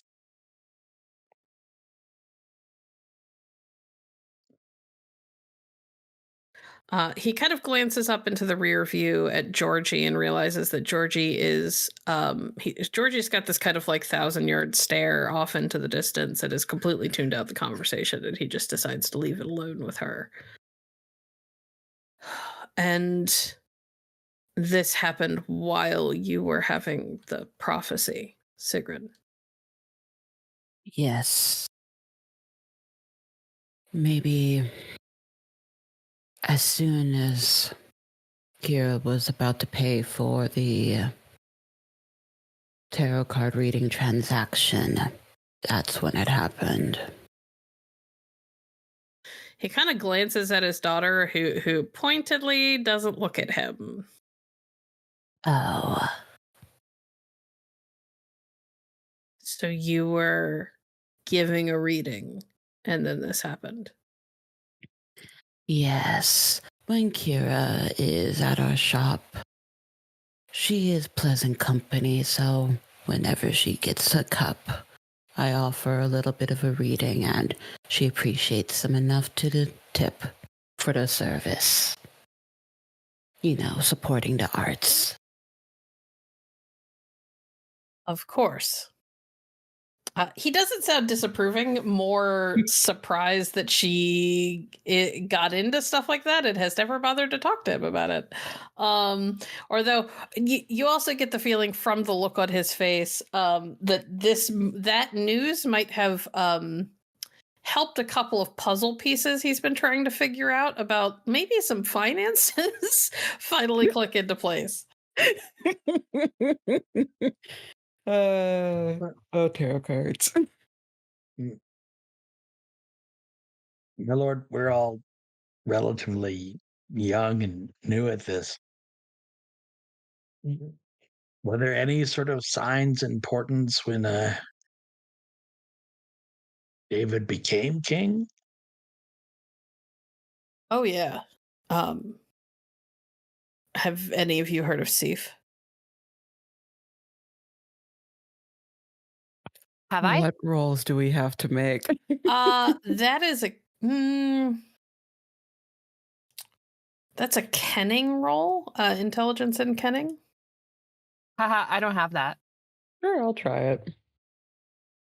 Epitome of very small. No, nothing. This is a standard difficulty. If you do not have kenning, you can just roll intelligence at difficulty 7. I mean, I'll try. Whoa, that's a No. botch. Yep. And another botch. Holy cow! What is happening? Just vibe in. Come on, Elodie, make the roll.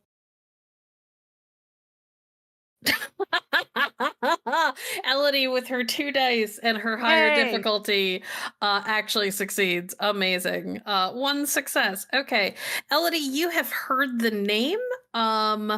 You think you heard it from Rowan during one of his favorite things, which is story time, where he gets to tell you stories about the history of the Sidhe, and specifically Concordia.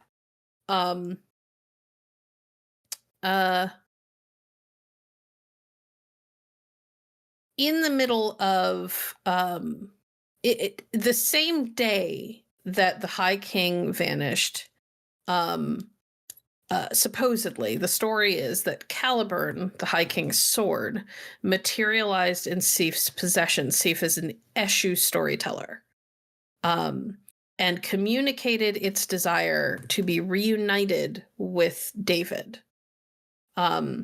Sif, bound by love and loyalty for the king, went and met with High Queen Fairlith and her advisors, who acknowledged the task the Dreaming had set upon Sif. And Fairlith ennobled him and charged him with locating David and solving the mystery of his disappearance. And then Sif went missing along with David for a very long time to try and find him.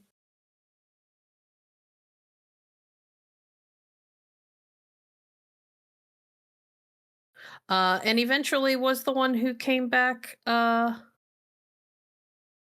with David in 2005, so many years later.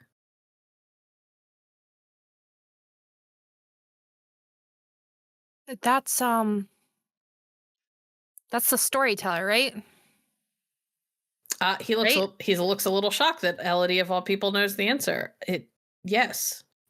Sir Sif was the storyteller who the Dreaming reached out to and gave the task of returning Caliburn to the High King's hands, and thus to bring the High King home. So, where's he? Don't know. Oh, heck, he's gone too? He, my understanding is that once he did his duty, he left.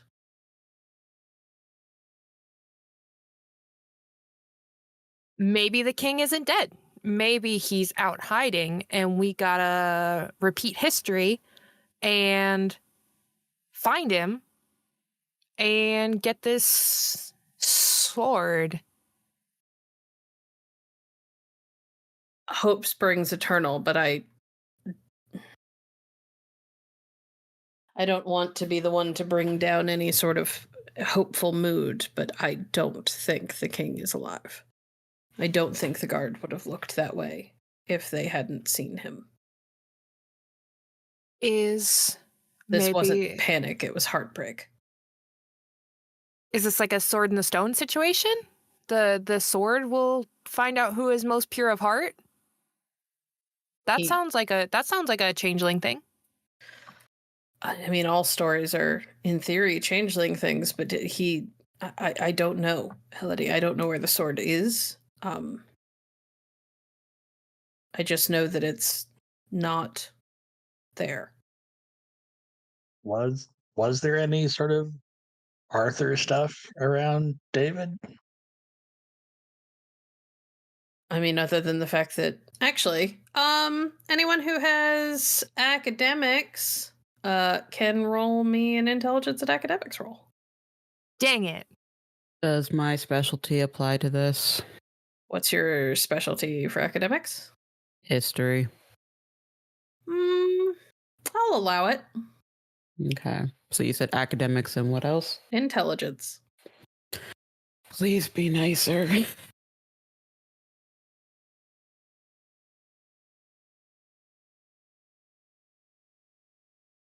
Well, Crook failed, but it wasn't a botch, so.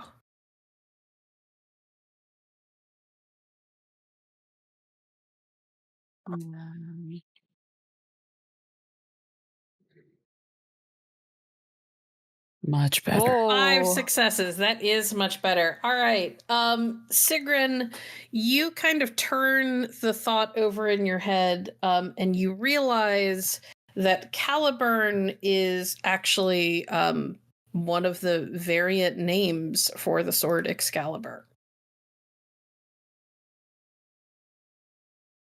Byrne is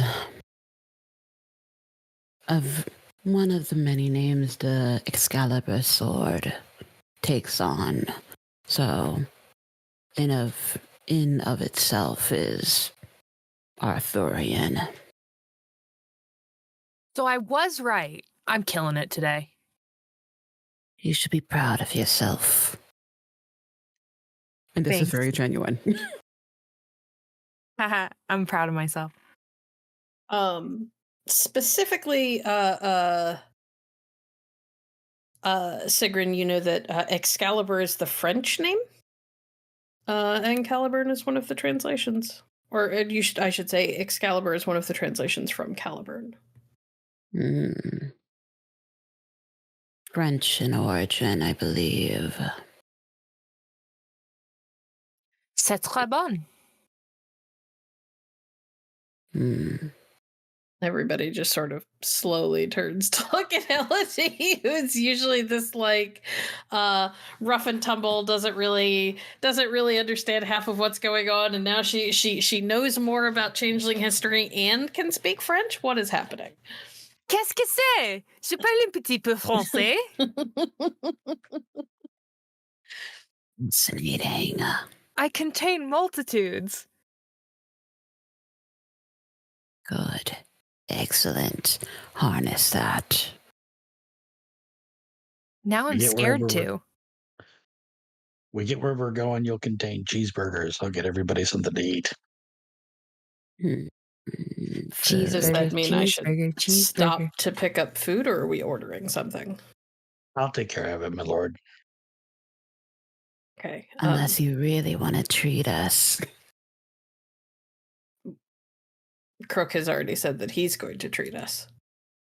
You can always do extra. I am driving. I'm gonna bully this man. I am driving so that you don't have to ride the metro. I'll remind you. Very well, I can accept that for now. We usually order in because they don't like to take me out in public. I see. Incidentally, do you have any burlap sacks at your house? No. Asking for a friend. I do not. No, he's fancy. Okay. He's got linen sacks. After some time, you pull into a parking structure not far, or not a parking structure. You pull into one of the little parking lots not far from the coffee shop. Normally, he would park on the street, but the street is kind of, blocked with snow on the sides. So he pulls in and parks. We should go inside. I think your friend is a little out of it. Maybe get her into bed. Yeah, I'm gonna get Georgie up to our apartment, and then I'll meet you guys down there. Cool. Okay. Cool. If you find my sock puppets, please leave them where they are. Elodie and Georgie walk off, and as you guys are letting yourself in the main door with Georgie's key that Crook has grabbed, Rhodes kind of turns and looks at you. Sock puppets? Extracurricular activities. We can explain, my lord, but you'd just be sadder afterwards. Or amused. Okay. Inside, it is warm, smells, and feels much the way you left it because you weren't gone for that long. Kind of the only thing that's changed is that the coffee pots have been turned off so that nothing burns. We'll start a fresh pot. If I want anything, I take a cup of coffee.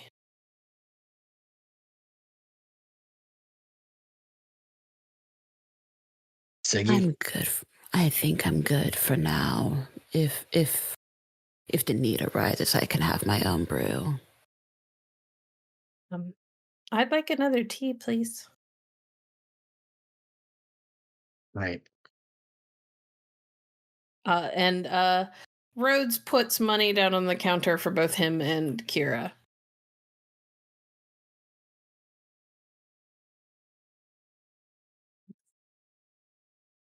Elodie is gonna skip down the stairs and just, she's resting. Want something to drink? Huh? Do you want something to drink? Red Bull? There is a stash of Red Bulls behind the counter. Do you want something to drink that isn't going to make me want to throw you out the door? I'll take a latte. Okay. You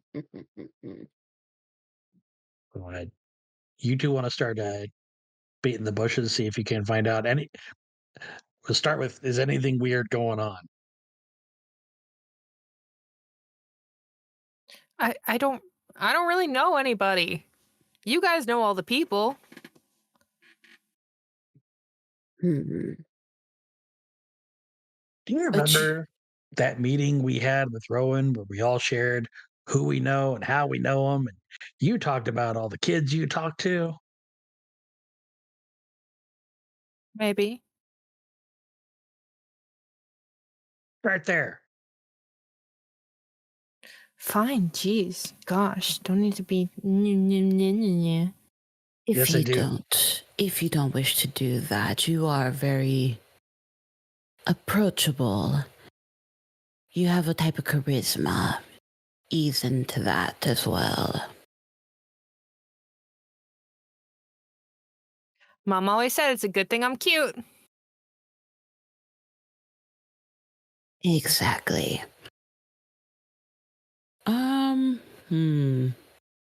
I think for right now, Sigrun's going to keep more into the shadow of things and do more listening than speaking with people. Okay. Would you like to explain to me how you expect that to work? Well, she has sharpened senses, so her perception's relatively good. So I think it is more so when she sees pockets of people like grouped together, just kind of fine-tune the listening ears and be on the lookout for any key phrases that come to mind, like key phrases as to what happened. So you're going out into the city? Yeah, I think she can do that. Where are you going and who are you planning to listen in on? Ooh. Oh no, my brain is braining. Rewinding. I think what she's actually going to do instead, can she do a soothsay? Okay. To get more of a general. Seeing how she can't remember too much about the prophecy itself, maybe get insight as to what is the best course of action or what direction we should go into. Okay. Let me look at your sheet to see what your realms are. You have prop scene time. Okay, so as a reminder, you can only use your arts on your realms, and scene in time alter prop, which is the only other realm you have. So, do you have an item you want to use for this? She can use her tarot cards, I think.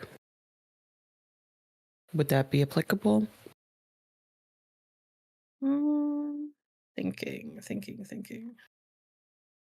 You know what? I'll allow it because you were holding them when you did the first one, the first prophecy. So I'll allow it.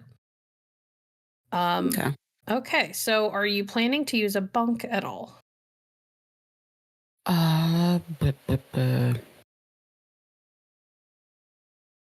Remind me of what that is. Bunks are kind of like little steps of whimsy and little bits of whimsy that you can introduce to the world that can help bring your difficulty down. Okay. The more complex and longer it takes, the more your difficulty drops. Yeah, let's do that. I think she's going to start with obviously the sign for the shop with reading closed, but now she's going to start closing the blinds to make it as dark as possible. When the coffee is done, she wants to take some of the. Oh my goodness, what is the term for coffee? I don't drink coffee, so I don't remember the little grinds at the end. The dregs? Yeah. Ground. Coffee grounds, yeah. Yeah, the coffee ground from the end of it. And she's going to just scoop them. And she's going to smudge on the table around to circle around the tarot cards itself before she starts doing the reading. Interesting. Okay. I will allow that to give you a -1 to your difficulty. So that's going to drop your difficulty to 7 from 8. By default, cantrip difficulties start at 8. And your pool is, are you trying to cast into the future or into the past? Past will will give you the chance to get your arms around the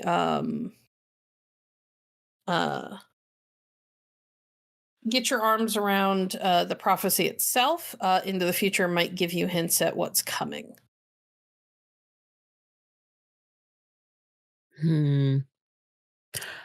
Let's do future because I feel like we're going.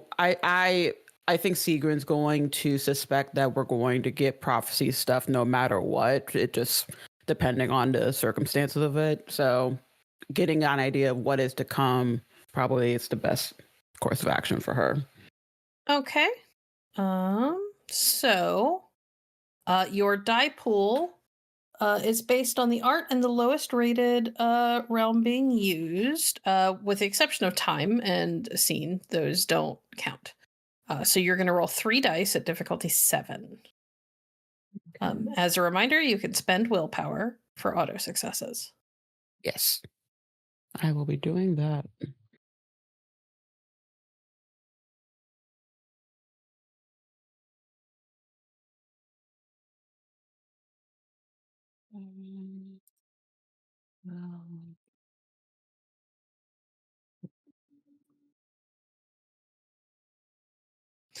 All right, for 2 successes.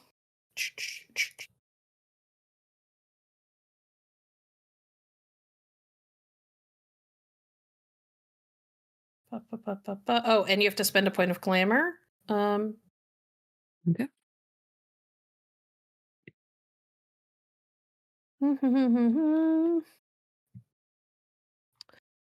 All right. What you see as you cast your sight forward into the future as much as you can. It's difficult. You're not really using an item that is directly related to the vision. It was just sort of kind of used to induce it. So you know that you're kind of fighting uphill a little bit. What you get casting forward is that at some point you see you and the other members of your motley, Rowan, Crook, Elodie, Georgie, stepping between the long, graceful dancing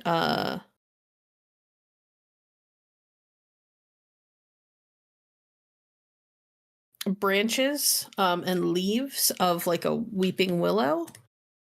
And you can see a ripple and a shimmer in the air in front of you that has a faint kind of silvery outline. And instinctively, you don't know how you know, but you know that that's got to be an entrance to the dreaming itself. You can sense the amount of glamour coming off of it and the kind of raw, imaginative magic emanating from the other side of this like sort of portal. Mm. And you watch Crook step up first, and disappear with a shimmer. And then Georgie follows. And then Rowan. And then Elodie. And then you. And then you return to the present.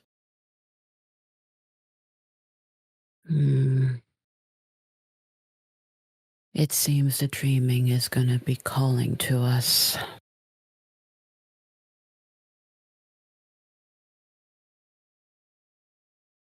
Again? Well, this time we'll be stepping into it. It seems there is a entrance, a willow tree with a lot of glamour around it. You, then Georgie, then Rowan, Elodie, and myself, in that order.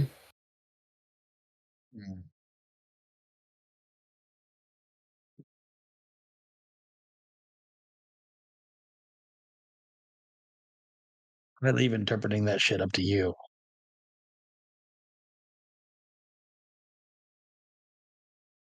It is hard to truly parse, simply because it is a forced way through in trying to understand what is to happen. But I would like to hope, as the cards have deemed it, that it is a boon for us to do this. Resources will be made available. Well, yeah, only good things happen when you're a hero. What stories have you fucking read? The good ones.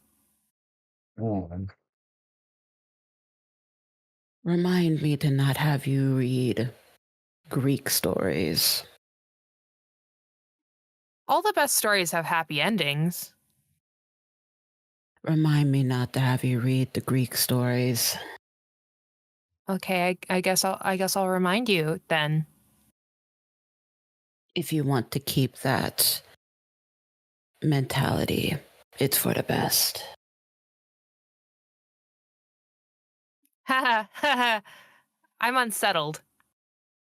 Then I did my job.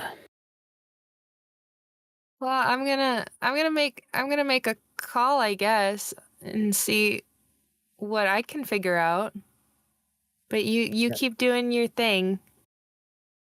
Yeah, me too. Hey, Elodie, when I wave at you, the burgers are here. Go outside and get them Why do I have to do it? because you are young and spry. Scrappy. And he paid. Okay, these functioning knees are a curse in this community.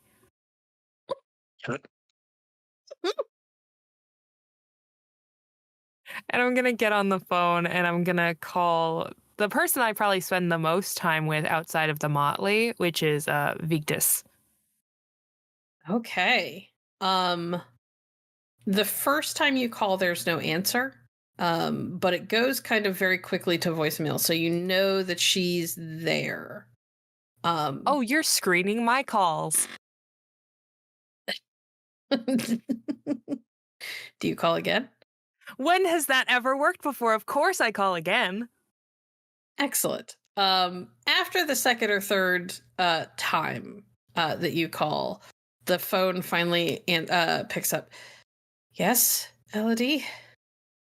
Hi, Hello? how are you? Things are a little busy. What can I do for you? Yeah, some weird stuff went down, and I was wondering if you knew about the weird stuff going on. Everybody knows about the weird stuff going on by now, I would assume. But, like, do you know the specifics of the weird stuff? Because we're kind of left in the dark here. You But can we hear, felt it you can all the way at the balefire. You felt it? Yeah. And you're at the coffee shop. Yes, indeed. Okay. That's pretty weird. It is. Give me 10 minutes, and I'm going to call you back when I can get somewhere a little bit more private, okay? Okay, if you don't call me in 10 minutes, I'll call you in 10 minutes. I know you will. Click. They love me.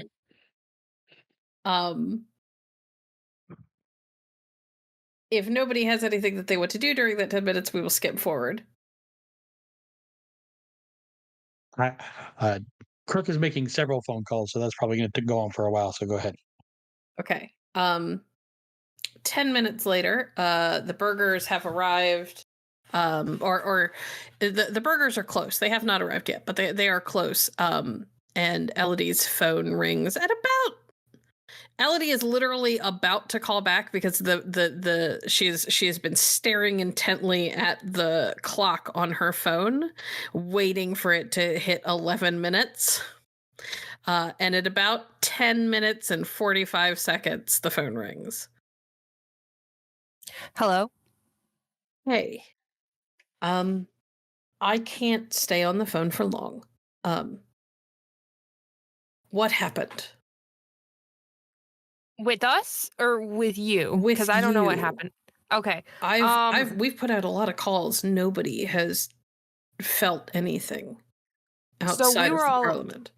We were all in the coffee shop, and Sigrun was doing a tarot reading, and then I was getting chased around because I had socks on my hands, and the roads. Well, one of the roads is Clara was here. And then apparently some sort of prophecy started coming out of Sigrun's mouth. And then I, while being chased with socks on my hands, had a vision, and I felt a bunch of glamour, and I saw something green that I was fighting. And then there was a table, and that's what happened. Okay. I don't really remember much. Yeah, nobody here remembers much either. There are a handful of people who didn't get swept up in the prophecy for some reason, but nobody's being terribly forthcoming yet. Okay. It's weird that you guys felt it so far away. So other people who weren't in Parliament didn't feel it?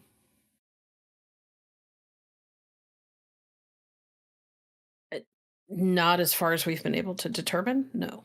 None of our contacts have confirmed being affected by the prophecy. We thought it was localized. Wonder if Stinky Carter knows what's going on. Probably not. No. Stinky Carter doesn't know nothing with his stinky socks. Okay. Listen, I'm not supposed to tell you this, so you've got to understand that if I do, this doesn't leave like your motley. They're the only people who can know. They're the only people I really talk to. Well, no, I talk to everyone. They're the only people that really listen. Elodie, I need a promise. Don't make me ask for a vow, but I will. I promise that I'll do my best. We don't know how it happened, but the High King was murdered. In a place, Oh, I did know that. In a place that is so private, most people don't know it exists. We don't know how anybody got to him. We don't know who it was. We just know that he's dead and the sword is gone. He was found in a pool of his own blood, and it was still warm. Oh, no. That's really bad. Yes. I regret my earlier statement.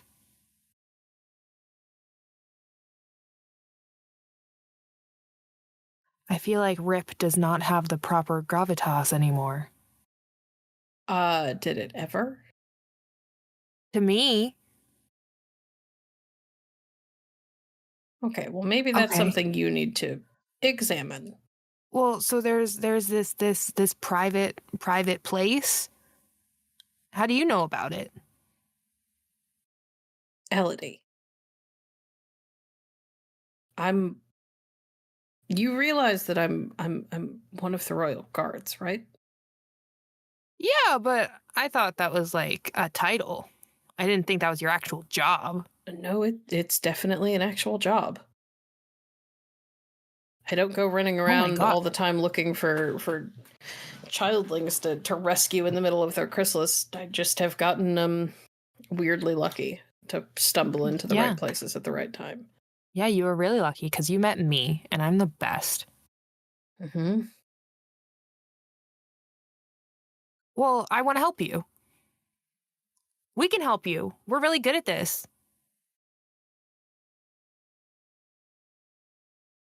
How exactly do you intend to help? By being scrappy and having a lot of gumption and stick-to-itiveness. Okay.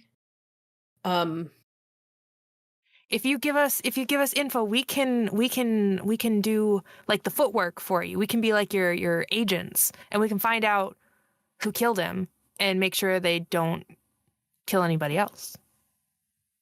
Especially if there's going to be this big like power vacuum going on. If I have more information, I'll let you know. All I can tell you right now, is that my brother is the one who found him. And he's been damn near inconsolable. So. Oh no. Do you want to come to the coffee shop? I can't. I'm working. I made an excuse to step away. I said I was going to talk to some potential informants. But if I stay too much longer, they're going to come looking for me. Well, you're not lying. Well, except that it's more that I'm informing you. But I gave you information. Yeah. Well, feel free to send your brother. Elodie, I'm listening. You and your motley need to be careful. If you were the only ones outside of the Parliament who were affected, that means that the Dreaming wanted you to be. Not everybody is going to just step aside and let the succession happen the way it's supposed to happen. There are going to be people who are going to make moves, and if you guys go telling everybody, it's going to put a target on your backs. Oh. Okay. I'm sorry. Don't be sorry. I'm just telling you to protect yourselves. Be careful about who you talk to. Okay. But yeah, the dreaming reached out to us. That means we're supposed to help. It certainly seems to want you to. If I knew how, I would tell you, but I don't. I'm just trying to hold things together here and keep things from devolving into chaos. You're doing a great job, and we'll hold things up from our end over here, and we're gonna fix all this. We can do it. I know we can. If the dreaming believes in you, then I do. Yay! Okay, I gotta tell the others, but should I not tell Lord Rhodes? How much have you told him already? He knows that we had visions. And we met him on his way out of Parliament because we went to go see what's going on there. And then he was evacuating, but we were with his daughter. So I don't know what she has told him. Was she a part of the whole thing? She said she saw something, but she was being a little weird about it. Well, if she was a part of it, then the dreaming wants her involved too. I don't see any reason not to tell him. He's a good man and he loves his daughter, so he's not going to do anything to hurt her. So that means she's going to be spending more time around here? Maybe. Okay, I'm going to go. Let me know if you need anything. And I'll be there in a flash. Yeah, okay. Okay, love you, bye. I mean, I don't love you. Okay, bye. Bye. She hangs up. Okay, I got news. And that is around the time, Crook, that your phone chimes. It says that the burgers have arrived. Oh, you can deliver news along with the food. Run now, young one. Wait, but damn it! And I run to the door. The Grubhub driver outside is visibly shivering, and is thrilled when you come to the car, so he doesn't have to get all the way out. He just has to park in the street long enough to grab the stuff from the back seat and then hand it to you, and then he can get right back inside. Thank you. Yep, have a good day. Sure. Slams the door behind him. I wonder if Crook tipped him. It'll be fine, and I go back inside. Too late now. I don't have any cash. What is this, 2016?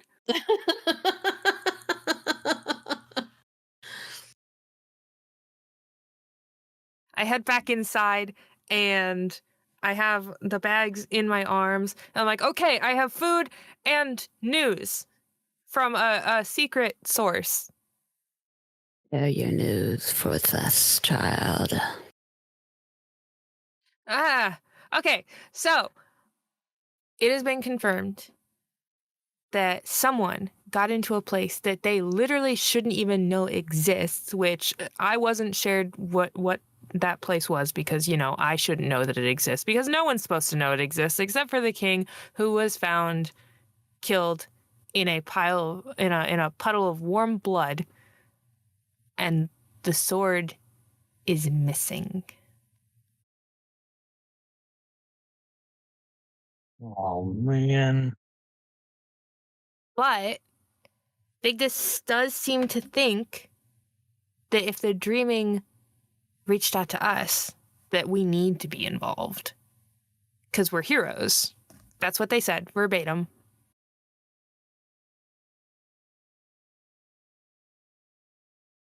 I'm not going to require a roll for people to know that that's some bullshit. Yeah, no, that's obviously bullshit. I'm going to trust you, especially because you said that this was a secret source, and then you happened to say, I'm assuming a name, but I'm assuming that was just a silly nickname you gave them to keep them secret. Shoot, damn, heck. I mean, Yeah. yes, a silly nickname. You're a real super spy. I'm trying so hard, and you're being so mean to me. Yes, I'm being absolutely cruel to you. That's why I got you the garlic fries. Here. Yay! I dig in like a friggin' wolf. And suddenly Elodie forgets all of the mean things that Crook has said. Crook is a being of intent and action and not words. And the sooner everyone understands that, the easier life is. Yeah, no, Crook is always mean to me, but loves me more than anyone in the whole world. I'm the apple of his eye, his favorite person. I have phone calls to make. So eat for a minute. Okay, I'm really just gonna eat for a minute.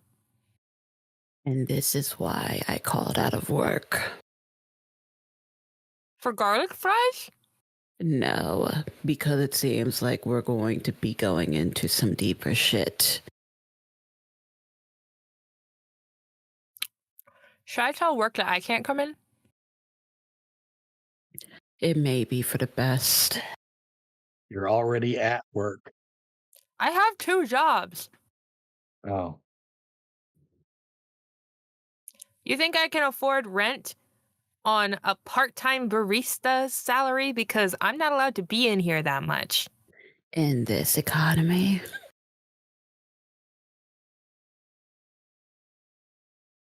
I'm not allowed to spend too much time in the freehold or else I'm gonna go nuts. fair enough. Crook. Crook is flipping open his notebook and going through the various contacts we have shared around.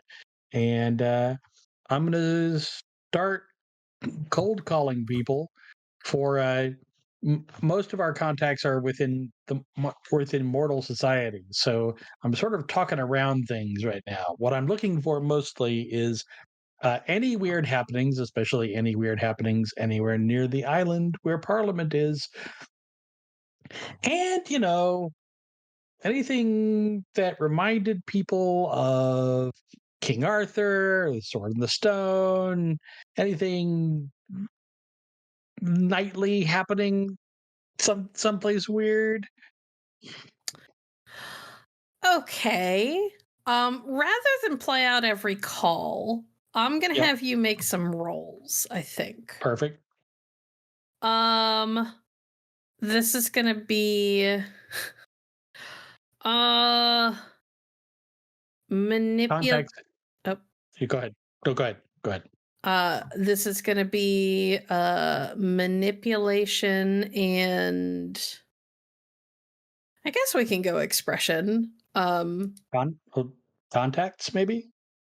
I was gonna give you additional dice for your contacts. Oh, I will take additional But- dice for my contacts. Thank you so kindly. But you are trying to manipulate people into giving you information without knowing that they're giving you information, so this is also going to be like a skill roll. Perfect. So we're gonna go manipulation and expression. Cunning Okay. will apply. And I will give you 2 extra dice for your contacts. All right. Standard diff? Yeah, let's make it standard.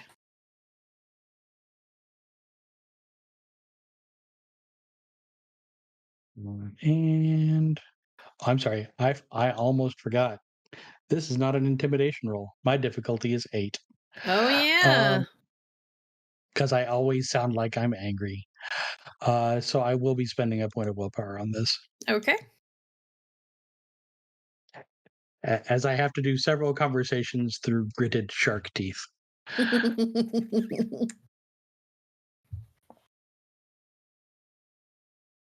1 success. Wow. Okay. Oh my god. Jeez. Pool of 7, 1 success. Fantastic. And that's the one success from the willpower. Yep. Otherwise, I would have munched. Yep. Okay. The big thing that you get from calling around is that there does seem to have been some weird stuff going on in mortal society. It's not overt, and most people have just kind of chalked it up to coincidence or like not really noticed. One of the phone calls that you make, you can hear distinctly in the background the dialogue from a movie that you are secretly pretty familiar with, which is the old, I think it's like the 1980s Excalibur movie. Yep. Is playing in the background at someone's house when you call them. One of your other calls is actually to a contact that Sigrun has provided the group with, which is one of the local libraries. And, you know, like, you don't even know if this place is going to be open. Most of the libraries are closed, but occasionally people are there, like, during off hours getting, like, busy work done. Sigrun has mentioned that at least at her old library, it was one of her favorite times was to come in during the times when, like, they were closed and the public couldn't come in because it was quiet and peaceful, and it was like the perfect time to get things done, and to kind of like smell the books. And you don't expect anyone to answer, but then kind of, you know, weirdly somebody does. Like they were maybe expecting a call, and when it turns out to be you, they sound a little surprised. And they try to kind of defer and say, "Sir, we're closed." And you kind of talk around it, and you're talking about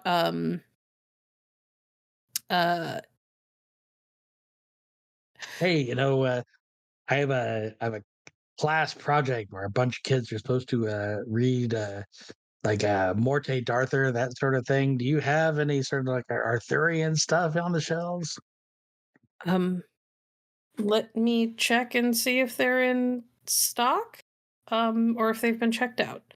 And Thanks so much. they put you on hold for a couple of minutes, and then they come back and they say, "You know, it's weird.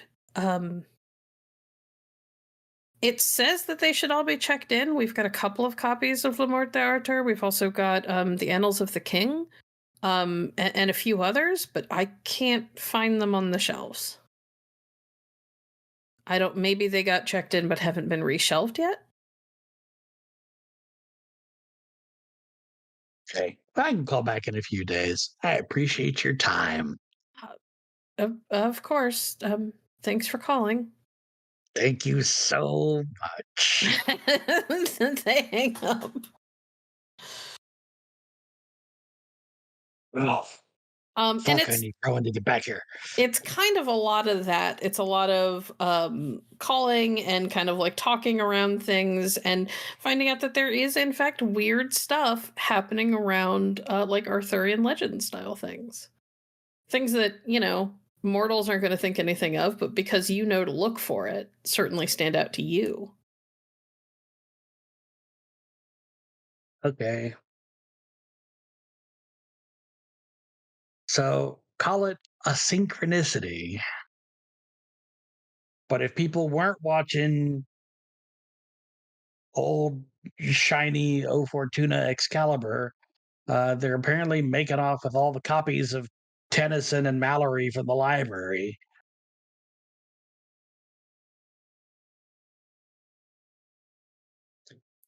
I The don't district's think got that's a coincidence. the district's got Arthur on the brain. Well, it's probably best to look into more online sources if that's going to be an issue. You guys know what this means, right? We're gonna sure. go on a magical quest. A magical quest for the sword, for Camelot. Well, do I have to go to Great Britain or whatever it's called now these days? God, I hope not. I don't like traveling all that much. The dreariness is fine, but the people, ugh. So rude. As this is happening and people are kind of eating and talking, I would like everybody to make a perception and kenning roll. If you do not have kenning, it's fine. You can still make just a base perception roll.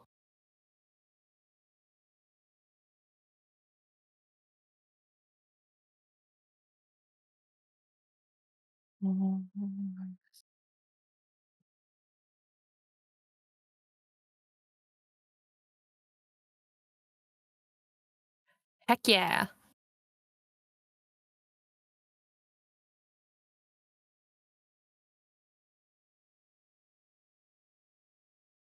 What did people get?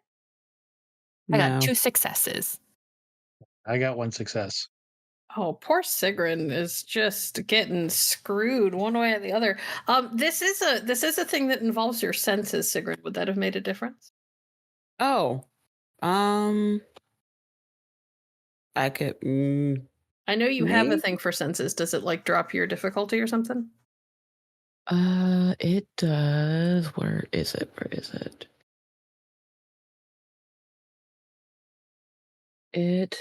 The difficulty of any perception is reduced by 2. Then yeah, that would have made a difference. Oh, Because okay. those 5s would have become successes as well. So you actually have 2 successes. Yay. Yeah, in the future, remember that. Yeah. Okay.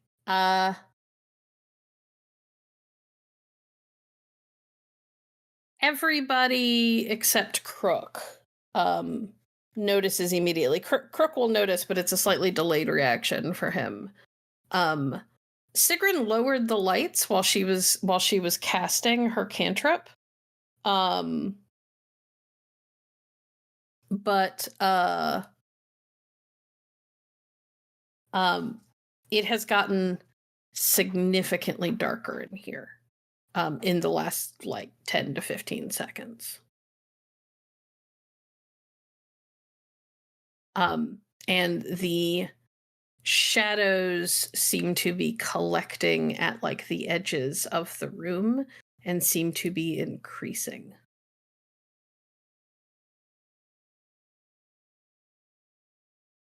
And it has gotten incredibly cold all of a sudden, despite the burning of the balefire and the heater being on.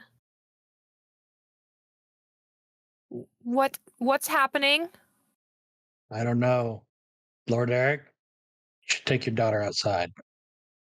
He is standing and is reaching for Kira. He's kind of watching the room around him. He looks very wary, and you can see that he is reached into his pocket and has pulled out what looks like one of those long, thin, like laser pointers. And Kira kind of blinks a little bit and looks around, and she stands. And as she stands, the shadows swirl up around her suddenly, and you hear like a strangled scream, and then she disappears. And Lord Rhodes looks alarmed and angry and panicked all at once, and that thing that looks like a laser pointer extends into a long, thin, what you realize is like a silvery staff that kind of sparkles with the energy that make up chimerical items.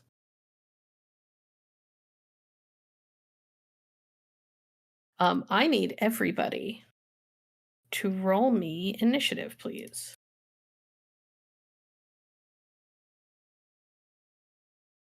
And that is a D10 plus Dex and Wits. Yep. Actually, I think I need to set the initiative tracker. Hold on. Sorry, guys.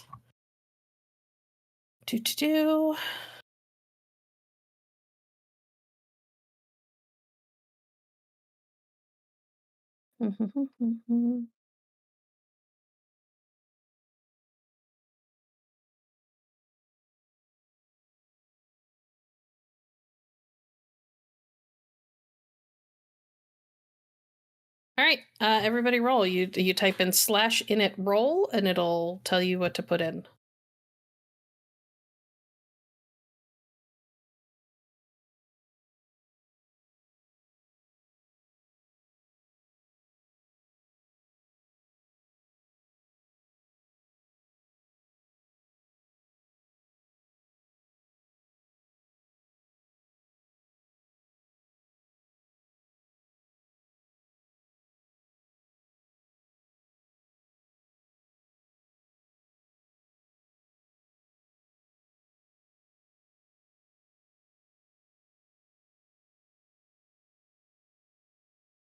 Oh no, I gotta check my magic.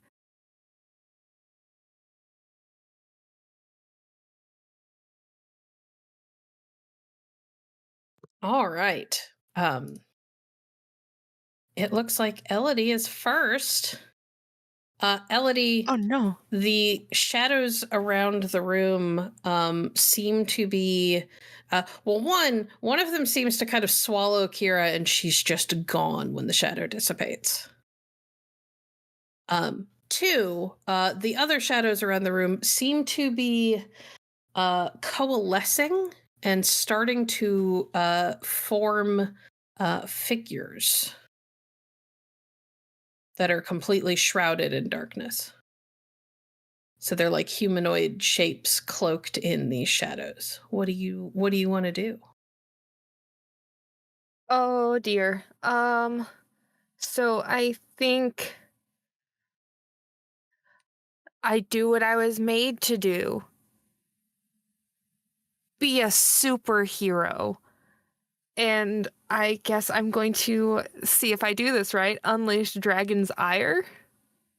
With the goal of protecting his lordship and my friends, and doing my very best to not freak out that a cute girl from the coffee shop is now gone. Okay. So as a reminder, your arts have specific powers. So let's go look at what Dragon's Ire can do. Yeah. I'm looking. Like I had one that was pulled up, but then I had to scroll.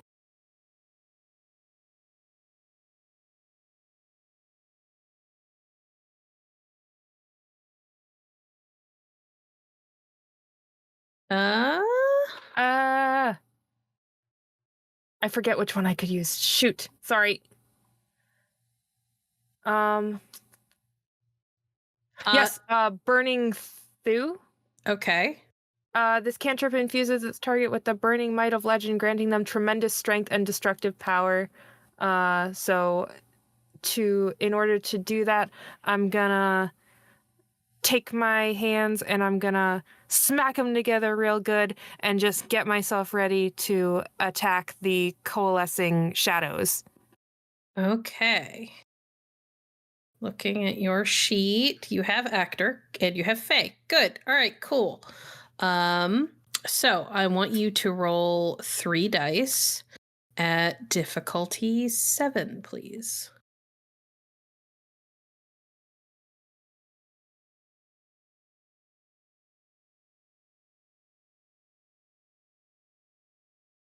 Two successes. Excellent. Okay. And I believe that specific power comes with certain things that it does for you. It raises your strength rating. Successes on this cantrip's activation roll must be split between efficacy and duration. Each success allocated to efficacy adds 1 dot of strength or 1 die of damage. Each success allocated to duration extends the effect of Burning Thew by 1 round. So if you want to, you can put 1 into efficacy and 1 into duration. So you get 1 extra strength dot until the end of the next round. Yeah, that's my plan. Okay, cool. Crook, what are you going to do? Crook is going to do something very similar. he picks up his what looks to normal people like a walking stick, but looks to anyone with a chimerical eyes like a morning star. Takes it in both hands, kind of cracks his neck, and says to himself as a bunk, "I am a crooked man who has walked a crooked path. Now I'll walk my crooked road to beat your ninja ass." I love that. I love all of that. And yeah, I'm going to use burning through on myself. All right. That is 4 dice. I'm gonna give you a -2 because that was very good. To bring you down to difficulty 6. Right. I also know it doesn't add to my dice pool, but I do have 1 rank of time. Okay. Sure. It doesn't add to your dice pool, but you could So 3 successes. I will raise my strength by 1, and I will spend the other 2 for duration, which I think will take it to is 2 rounds.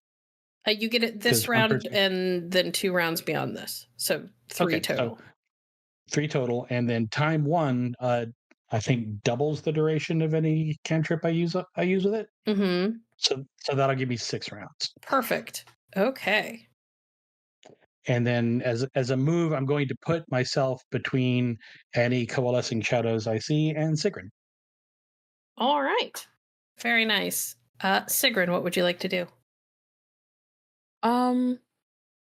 Sigrun's not really built for fighting, but she's Sigrun's like, I'm gonna hide.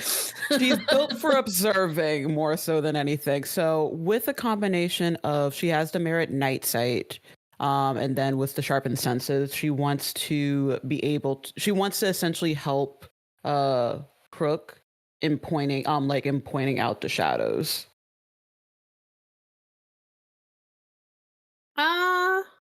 Okay. Provide assistance. All right. I think I could allow that. I'm gonna have you make perception and alertness roll. Okay. No specialty for this. This is just a Right. Is this okay, well, never mind. It's not. It is something that depends on your senses, so you do get to lower your difficulty from 6 to 4. Normally it would be harder for other people to see, but you get to see in the dark anyway. Yeah. All right. So perception 4 and alert 5 to go to 5. No, I won't willpower that.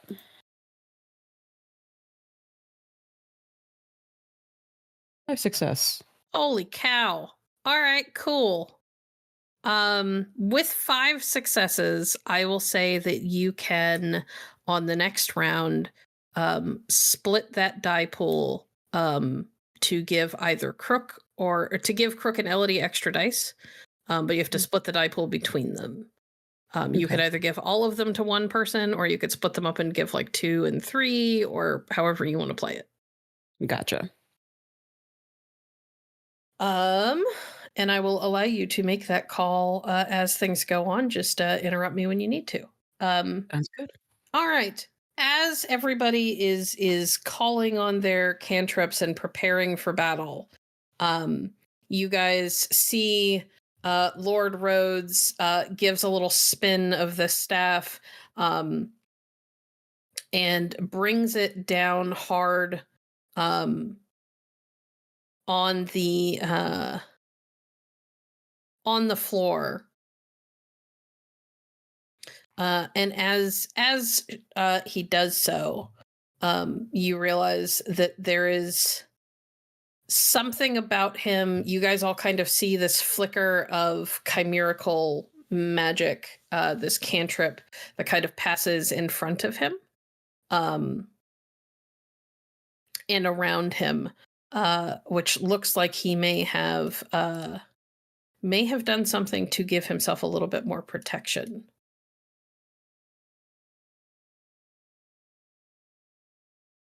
And the shadows fully begin to coalesce into like proper figures now, stepping away from the shadows itself. The shadows kind of like drag at them as they move, before finally falling away, leaving these dark figures, which you realize, everybody realizes, even in the darkened room, that they have glowing eyes that look like burning red coals set into the blackness. One of them lunges at Lord Rhodes, who engages with it. And then there are 3 others who are going to... 2 of them are going to jump at Crook, and 1 of them is going to jump at Elodie. Sigrun? I think I'm going to give 3 to Elodie and 2 to Rook. Crook? Yeah, okay. Crook, yeah. Cool.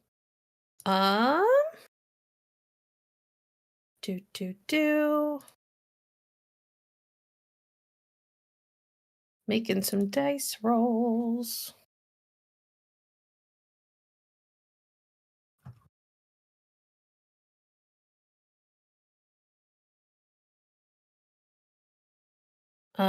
This one's going to be on Elodie.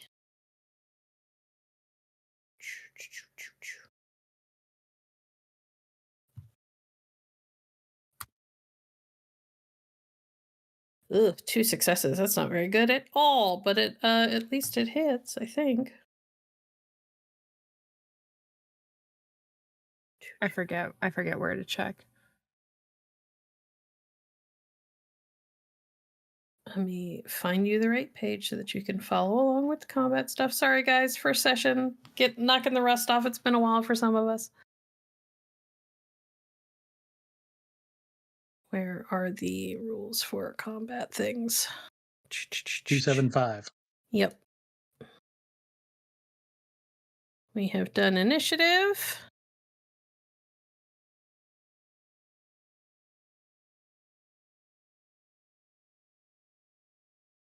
Skipping maneuvers.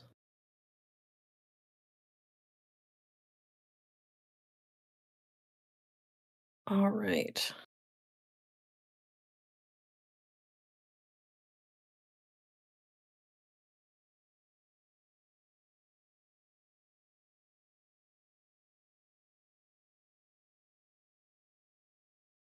Okay, now I get to roll damage. Sorry, guys. You're fine. I'm lost. They're not doing much damage, so it's not, it's fine.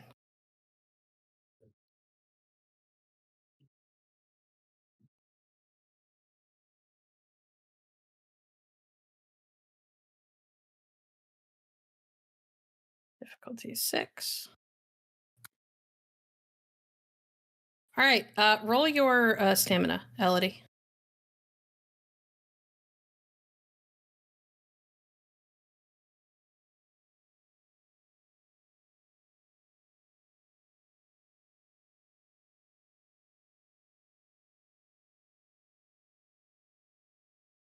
Elodie? Yeah, sorry. The pool is 3 at Just what difficulty? Roll 3, difficulty 6. Okay. We're just trying to see if you could soak 1 damage. Or no, 2 damage. And you do. So it's fine. It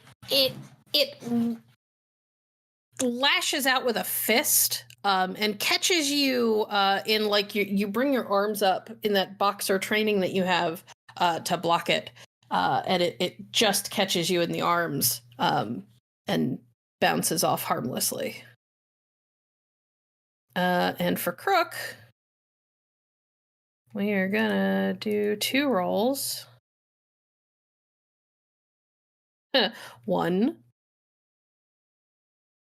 and 1.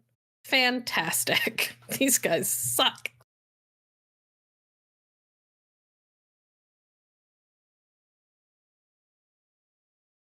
Full of 3.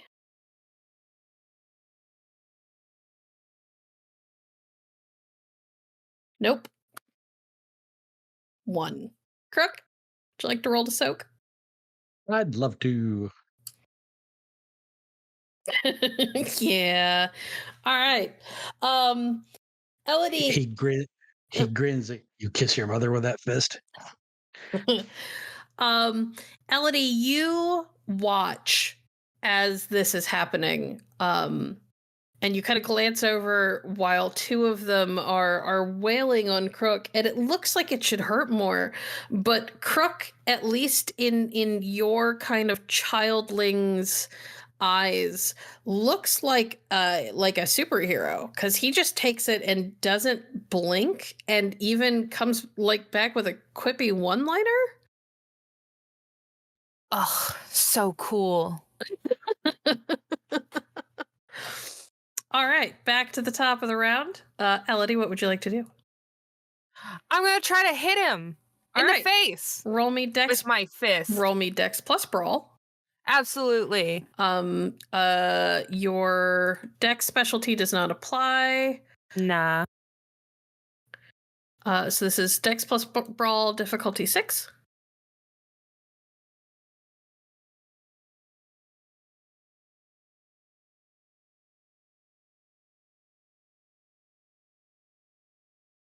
Oh, goodness. Yeah, that's 5 successes. Okay. This is what I was made for. All right. Here's my question. Do you have your combat stuff written down? Does not look like it. That's fine. Heck. No, it's okay. It's okay. Oh my goodness. Because you don't have it written down, we're just gonna go with some defaults. And I'm gonna have you roll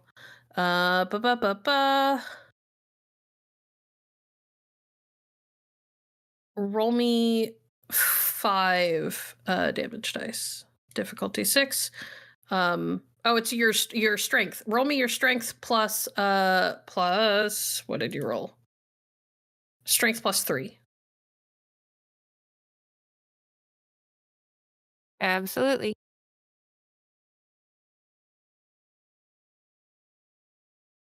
Difficulty 6, there are no botches on damage rolls.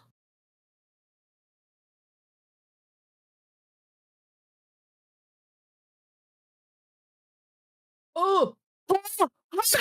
That's 6! 6 successes! That is so many. That is many successes. Okay. Crook, are you proud of me yet?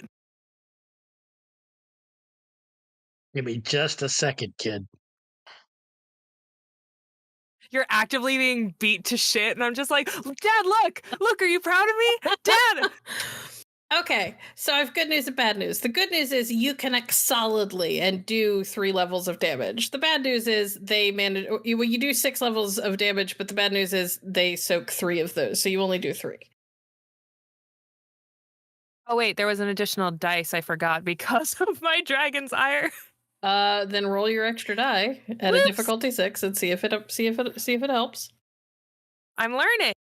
It's not going to change the outcome of the soak, so it's just whether or not you do an additional level of health damage. Yeah, exactly. Nope. Okay. Nope. Crook. All right, my turn. And lifting the Morning Star. These things are nominally humanoid shaped. Yeah. They are shaped then, like people. You just can't see specifics other than their eyes. Well, we're based on where its eyes are, it's this Morning Star is going right in their ear. Okay. Roll me your dex and melee. No, I miss. Oof. That's a lot of 1s. I'm sorry. It's all right. That's my turn. All right. Sigrun, would you like to roll again to see how many dice you can give them next turn, or would you like to do something else? Heck yeah, because I keep looking. It's like I can't do much here. I forgot to add the 2 dice that Sigrun gave me. Oh, well then roll your 2 dice. Next time I'll make sure to remind. Are they always added to the very next thing, or are they added to a thing you select? The thing you select within that turn. Roger that. Okay. So that would get me 1 success. No, it wouldn't. No, it wouldn't, because you rolled 3 ones. Oh, Yep. So, never sorry. mind. Okay, Sigrun, perception alertness. All right.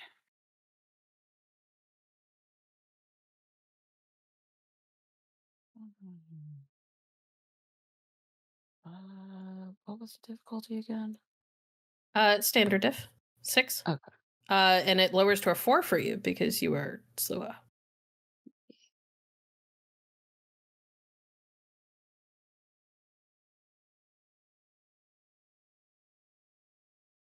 All right, that gives you 3 that you can split between the 2 on the next round. Okay. We can do 1 for Elodie and 2 for Crook. Okay. Very cool. You all watch as Lord Rhodes continues to be caught up in combat with one of them in particular. Somehow this one seems larger and a little bit more solid than the other 3. And he is hyper fixated on dealing with it. You could tell that this is not an easy fight for him, but he is holding his own. So far, it has not managed to hurt him. All right. Back to other things.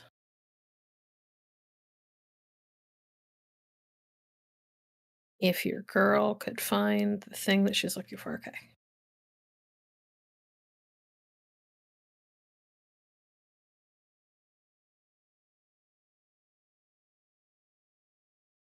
On Elodie, the one that you hit is going to attempt to hit you back.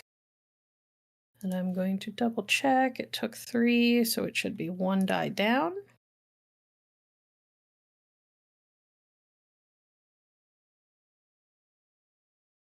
All right, that's 3.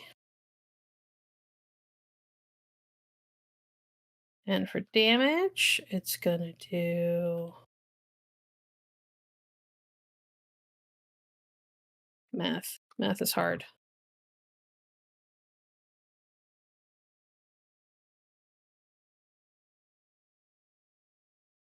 2. Roll me your stamina, please. Roger that.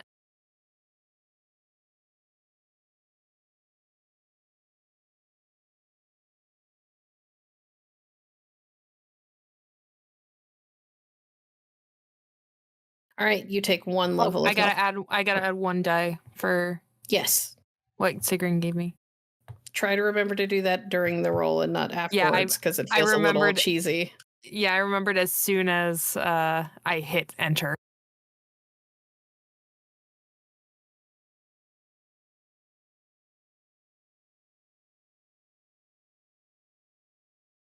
All right. 2 successes. And you soak both of them, and that die goes away for the round. Crook. 2 hits on you, my guy. Yep. That connects. That doesn't. Damn. 7 dice, no successes.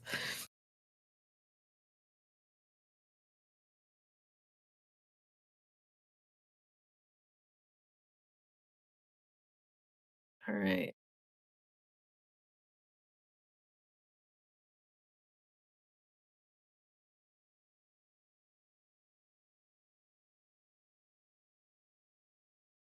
No, that's wrong. I can math, I swear.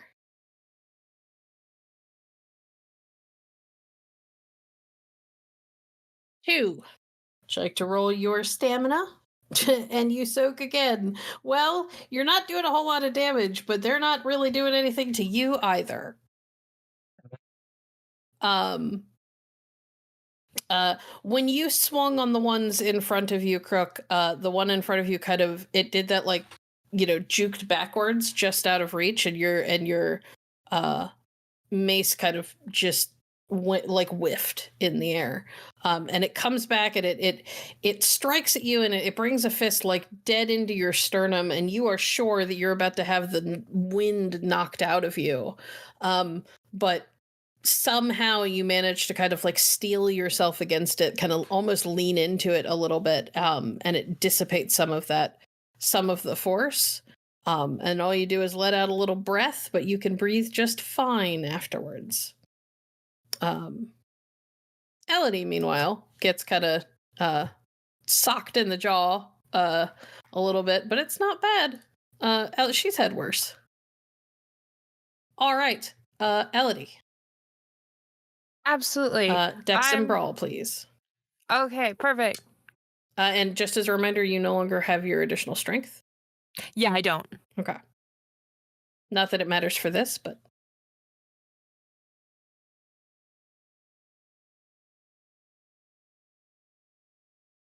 You said strength and brawl or strength and dex? Dex and Brawl, sorry.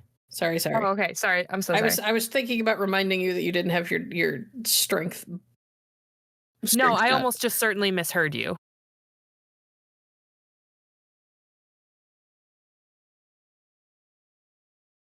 All right. Oh, 2. That's that hits. 2. That's fine. So it's your strength plus 1.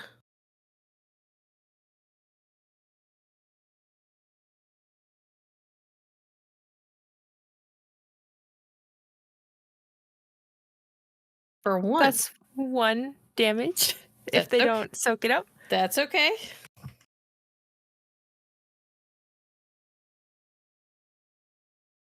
They are added.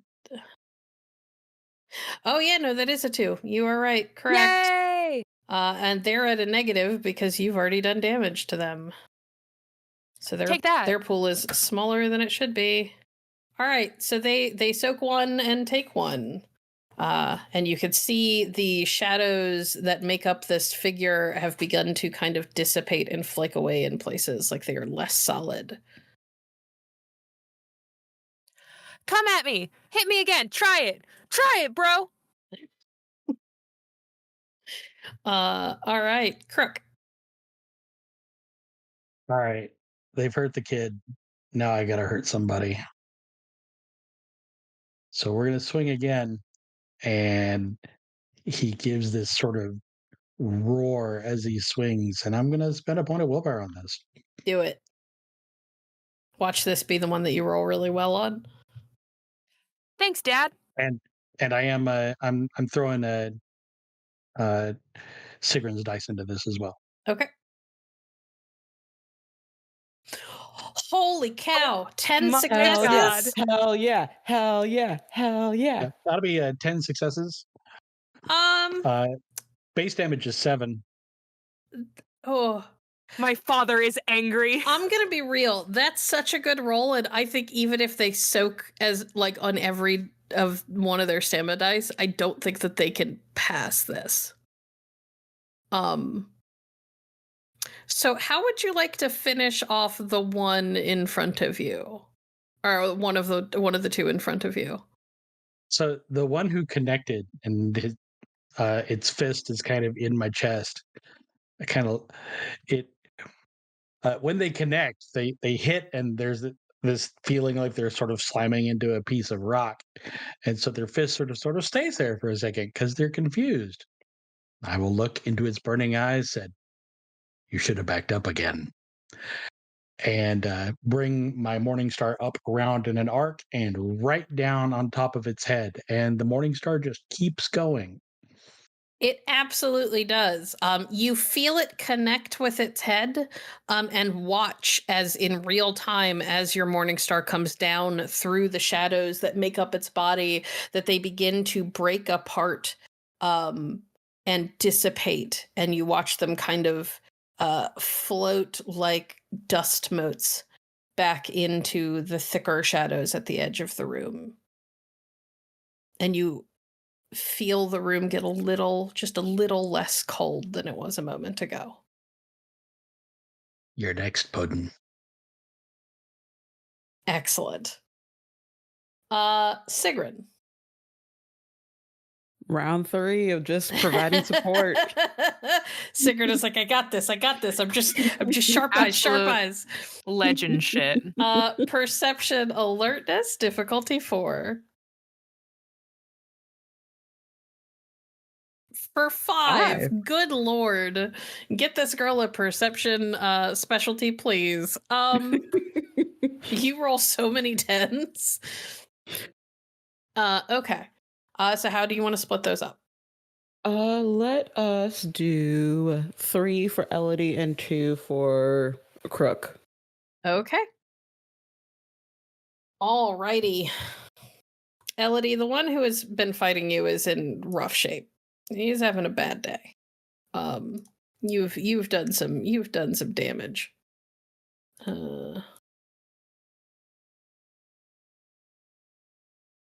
I am making sure that I've got my numbers correct on my negative so that I don't screw you out of anything. Okay, yeah, he's at a -2. So he's down to 5 dice to hit you. So that's 2. So he does actually hit.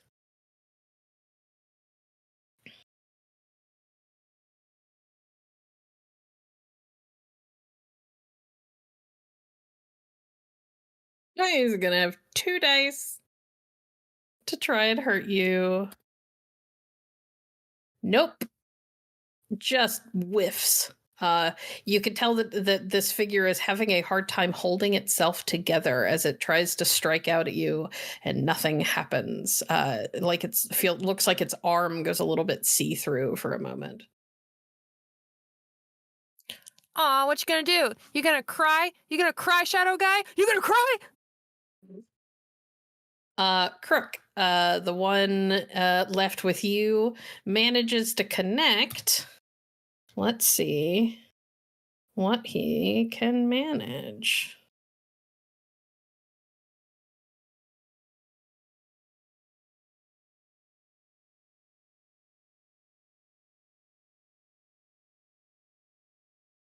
That would be 3 successes for damage. Would you like to roll to soak? And you soak all of it. Good lord, these are the most ineffectual bad guys to ever bad guy. It's the first session. we are establishing our badassery early. Thank you very much, GM. Okay. Yeah, the other guy's gone. You guys see Lord Rhodes continuing to battle. He's taken a couple of blows, but he is still on his feet and still moving with a surprising amount of alacrity and dexterity. He moves much faster than any of you would have ever given him credit for. And I believe one of you has 2 dots in Dragon's Ire. Yes. Crook, you recognize what he did. He wove himself in a protective cantrip that is a part of the Dragon's Ire art. Wow. Okay. Back to the beginning of the round. Elodie, are you going to finish him off? I'm gonna hit him. Hit him. Do it. You got this. I'm gonna use all my dice, so that'll be a lot of dice. Dex plus Brawl plus the 3 that Sigrun gave you? Yes. Difficulty 6. Let's do it.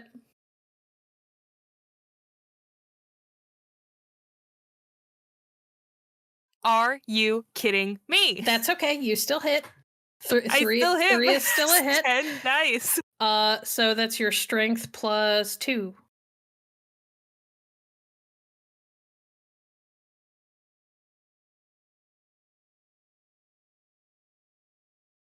Oof. Only 1. That's okay. He's got almost nothing for stamina right now, so Oh, and he soaks it. Damn it. Crook. I'm gonna get you. Crook is going to turn on goon number 2 here.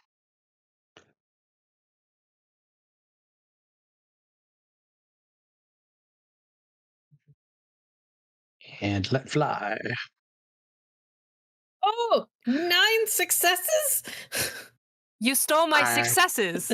I have had enough of shadows in my fucking house. This is another one of those, I mean, let's roll your damage to see, but I really don't think they're going to be able to do anything about it. So that's 8 plus your strength. Strength plus 2 for the Morning Star. Okay. Plus 2 on top of everything else.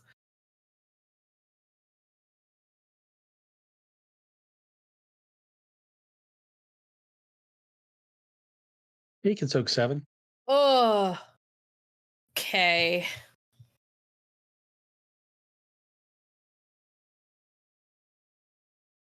This seems unlikely, but he's gonna try.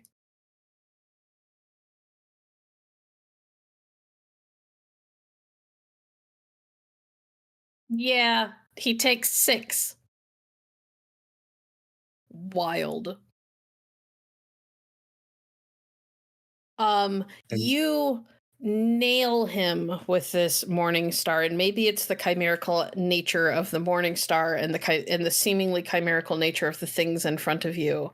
But you bury this Morning Star in its chest, and you don't hear anything, but you feel like you can feel bones giving way underneath of it. And it is so dissipated that there is barely, like, it is nothing but frayed wisps in front of you, barely holding on.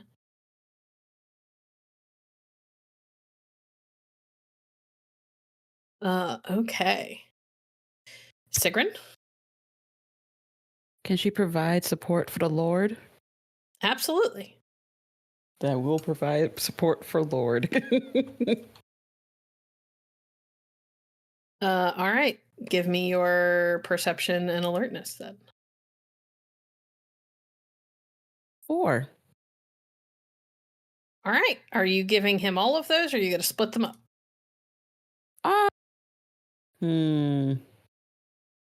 Let's give 2 to him and then 2 to Crook. Okay, cool. I will add a note for that. And we're going to have Elodie get like the lamest hit to ever hit, because this guy has gotten the crap kicked out of him a bit.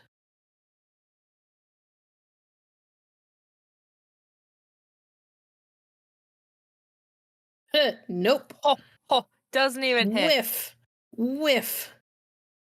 And Crook may actually be dealing with the lamest hit to ever hit, because this guy is way more hurt. He's at a -5. He's got 2 dice.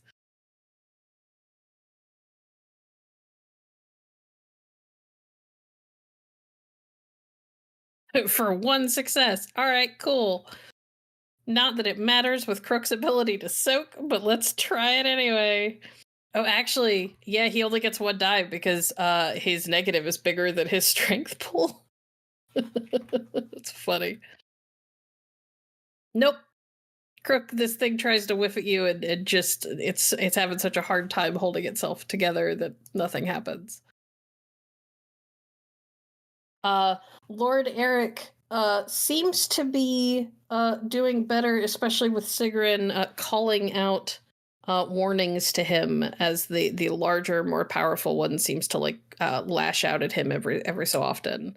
And he sort of dodges and knocks things away. And then you watch as that shining silver staff spins over his head, and he brings it kind of like down and around at an angle towards where the neck would be. And you don't hear a crack, but you can almost feel it. It's like the room reverberates with it when it connects. Elodie. I'm so angry that I didn't really do anything with that last hit, and I just smack one more time right in the shadow gut. Do it.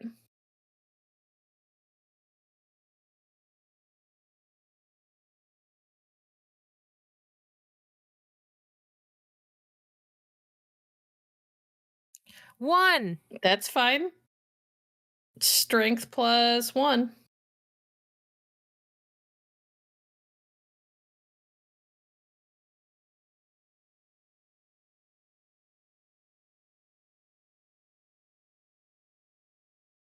Well, bam. That's 3. Well, yeah, okay.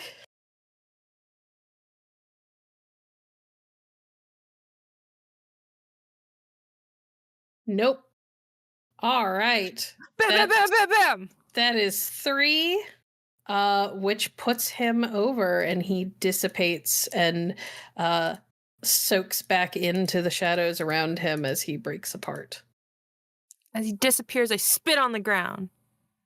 You're going to have to mop that up Coward! later. Coward! Crook, finish him off. Crook is looking at this last guy. He's got the morning star up. He looks at it, looks back at him, goes, "Now, for you, something special. Open wide." And I'm gonna bite him. Okay. Dex plus brawl. And I'll allow dirty fighting. All right. The sad news is that a bite is difficulty 8. Yeah, it's harder.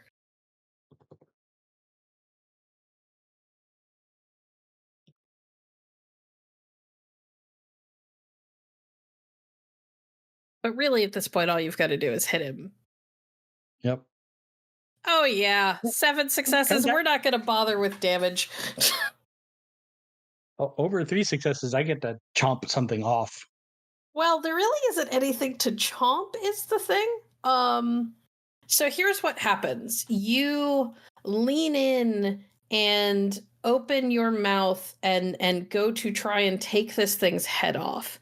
And it works. You can tell that you got its head between your teeth. And then you clack down with those kind of razor sharp shark's teeth. And it goes through like a hot knife through butter, which admittedly isn't all that unusual for you, but there's like no resistance at all. Your tongue feels numb like as soon as it connects with whatever this thing was made of. And the inside of your mouth feels like you've got you know when you get so cold that everything burns? That's what it feels like inside of your mouth. But the figure dissipates. And that happens just in time. Actually, I would like Sigrun, because you've had the time to watch. And Elodie can roll as well. Roll me intelligence and kenning. If you don't have kenning, you can just roll raw intelligence. Difficulty 6.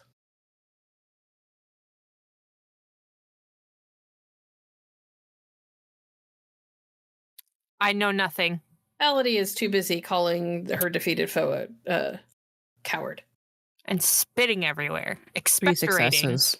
Sigrun, you realize that as these things that your friends are fighting dissipate, it seems like the larger figure that the Lord is dealing with is also getting weaker and slower and a little bit smaller.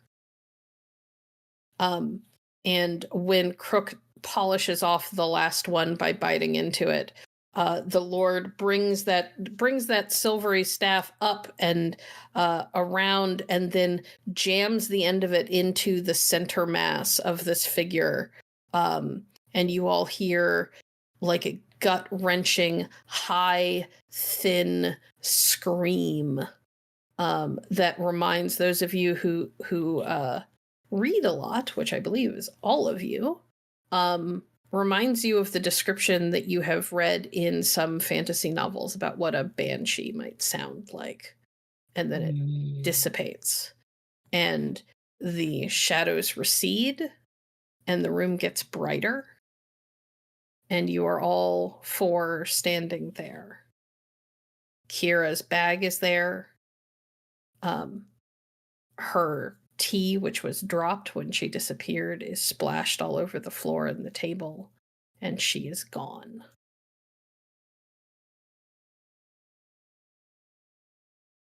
And Lord Rhodes turns to all of you and goes, "What was that, and where did it take my daughter?" I don't know. The scream was banshee-like. Why would it take Kira? I don't know what happened. I don't know what you all saw. I don't know. I don't know if she was meant to be here or if she just got caught up in it because she was close. I don't know. Mm-hmm. We have to find her. I look at Sigrun with my big old unsettling green eyes and just you can find her, can't you? I can certainly try. At the very least, her belongings are here. Her energy and her essence attached to them could assist. If anyone can find her, it's you. You can do anything. Oh. With your faith, I will certainly do my utmost to not disappoint. Crook, you were going to say something? Right. Elodie. And he will hold out his fist for a fist bump. Bring it in. I fist bump proudly. I did good. Way to kick ass. I did good. Thanks, Coach. Those things taste like a motor oil Slurpee. What does that taste like? Not great. Okay, well, we can figure that out later. I think we have some more pressing matters. Thank you for listening to District of Dreams, a Changeling the Dreaming actual play by Hallowed Haven Studios. Storytelling for this actual play was provided by Bloodied Porcelain. Sir Crook is played by Bookkeeper. Elodie Blight is played by Hannah Marie. Sigrun Spellman is played by Madame Ava. Georgina Byrne is played by Clara Allison. Our intro music is by Michael Shynes. Our art is by Instagram.com/V is for vampire. And our editing is by Virons.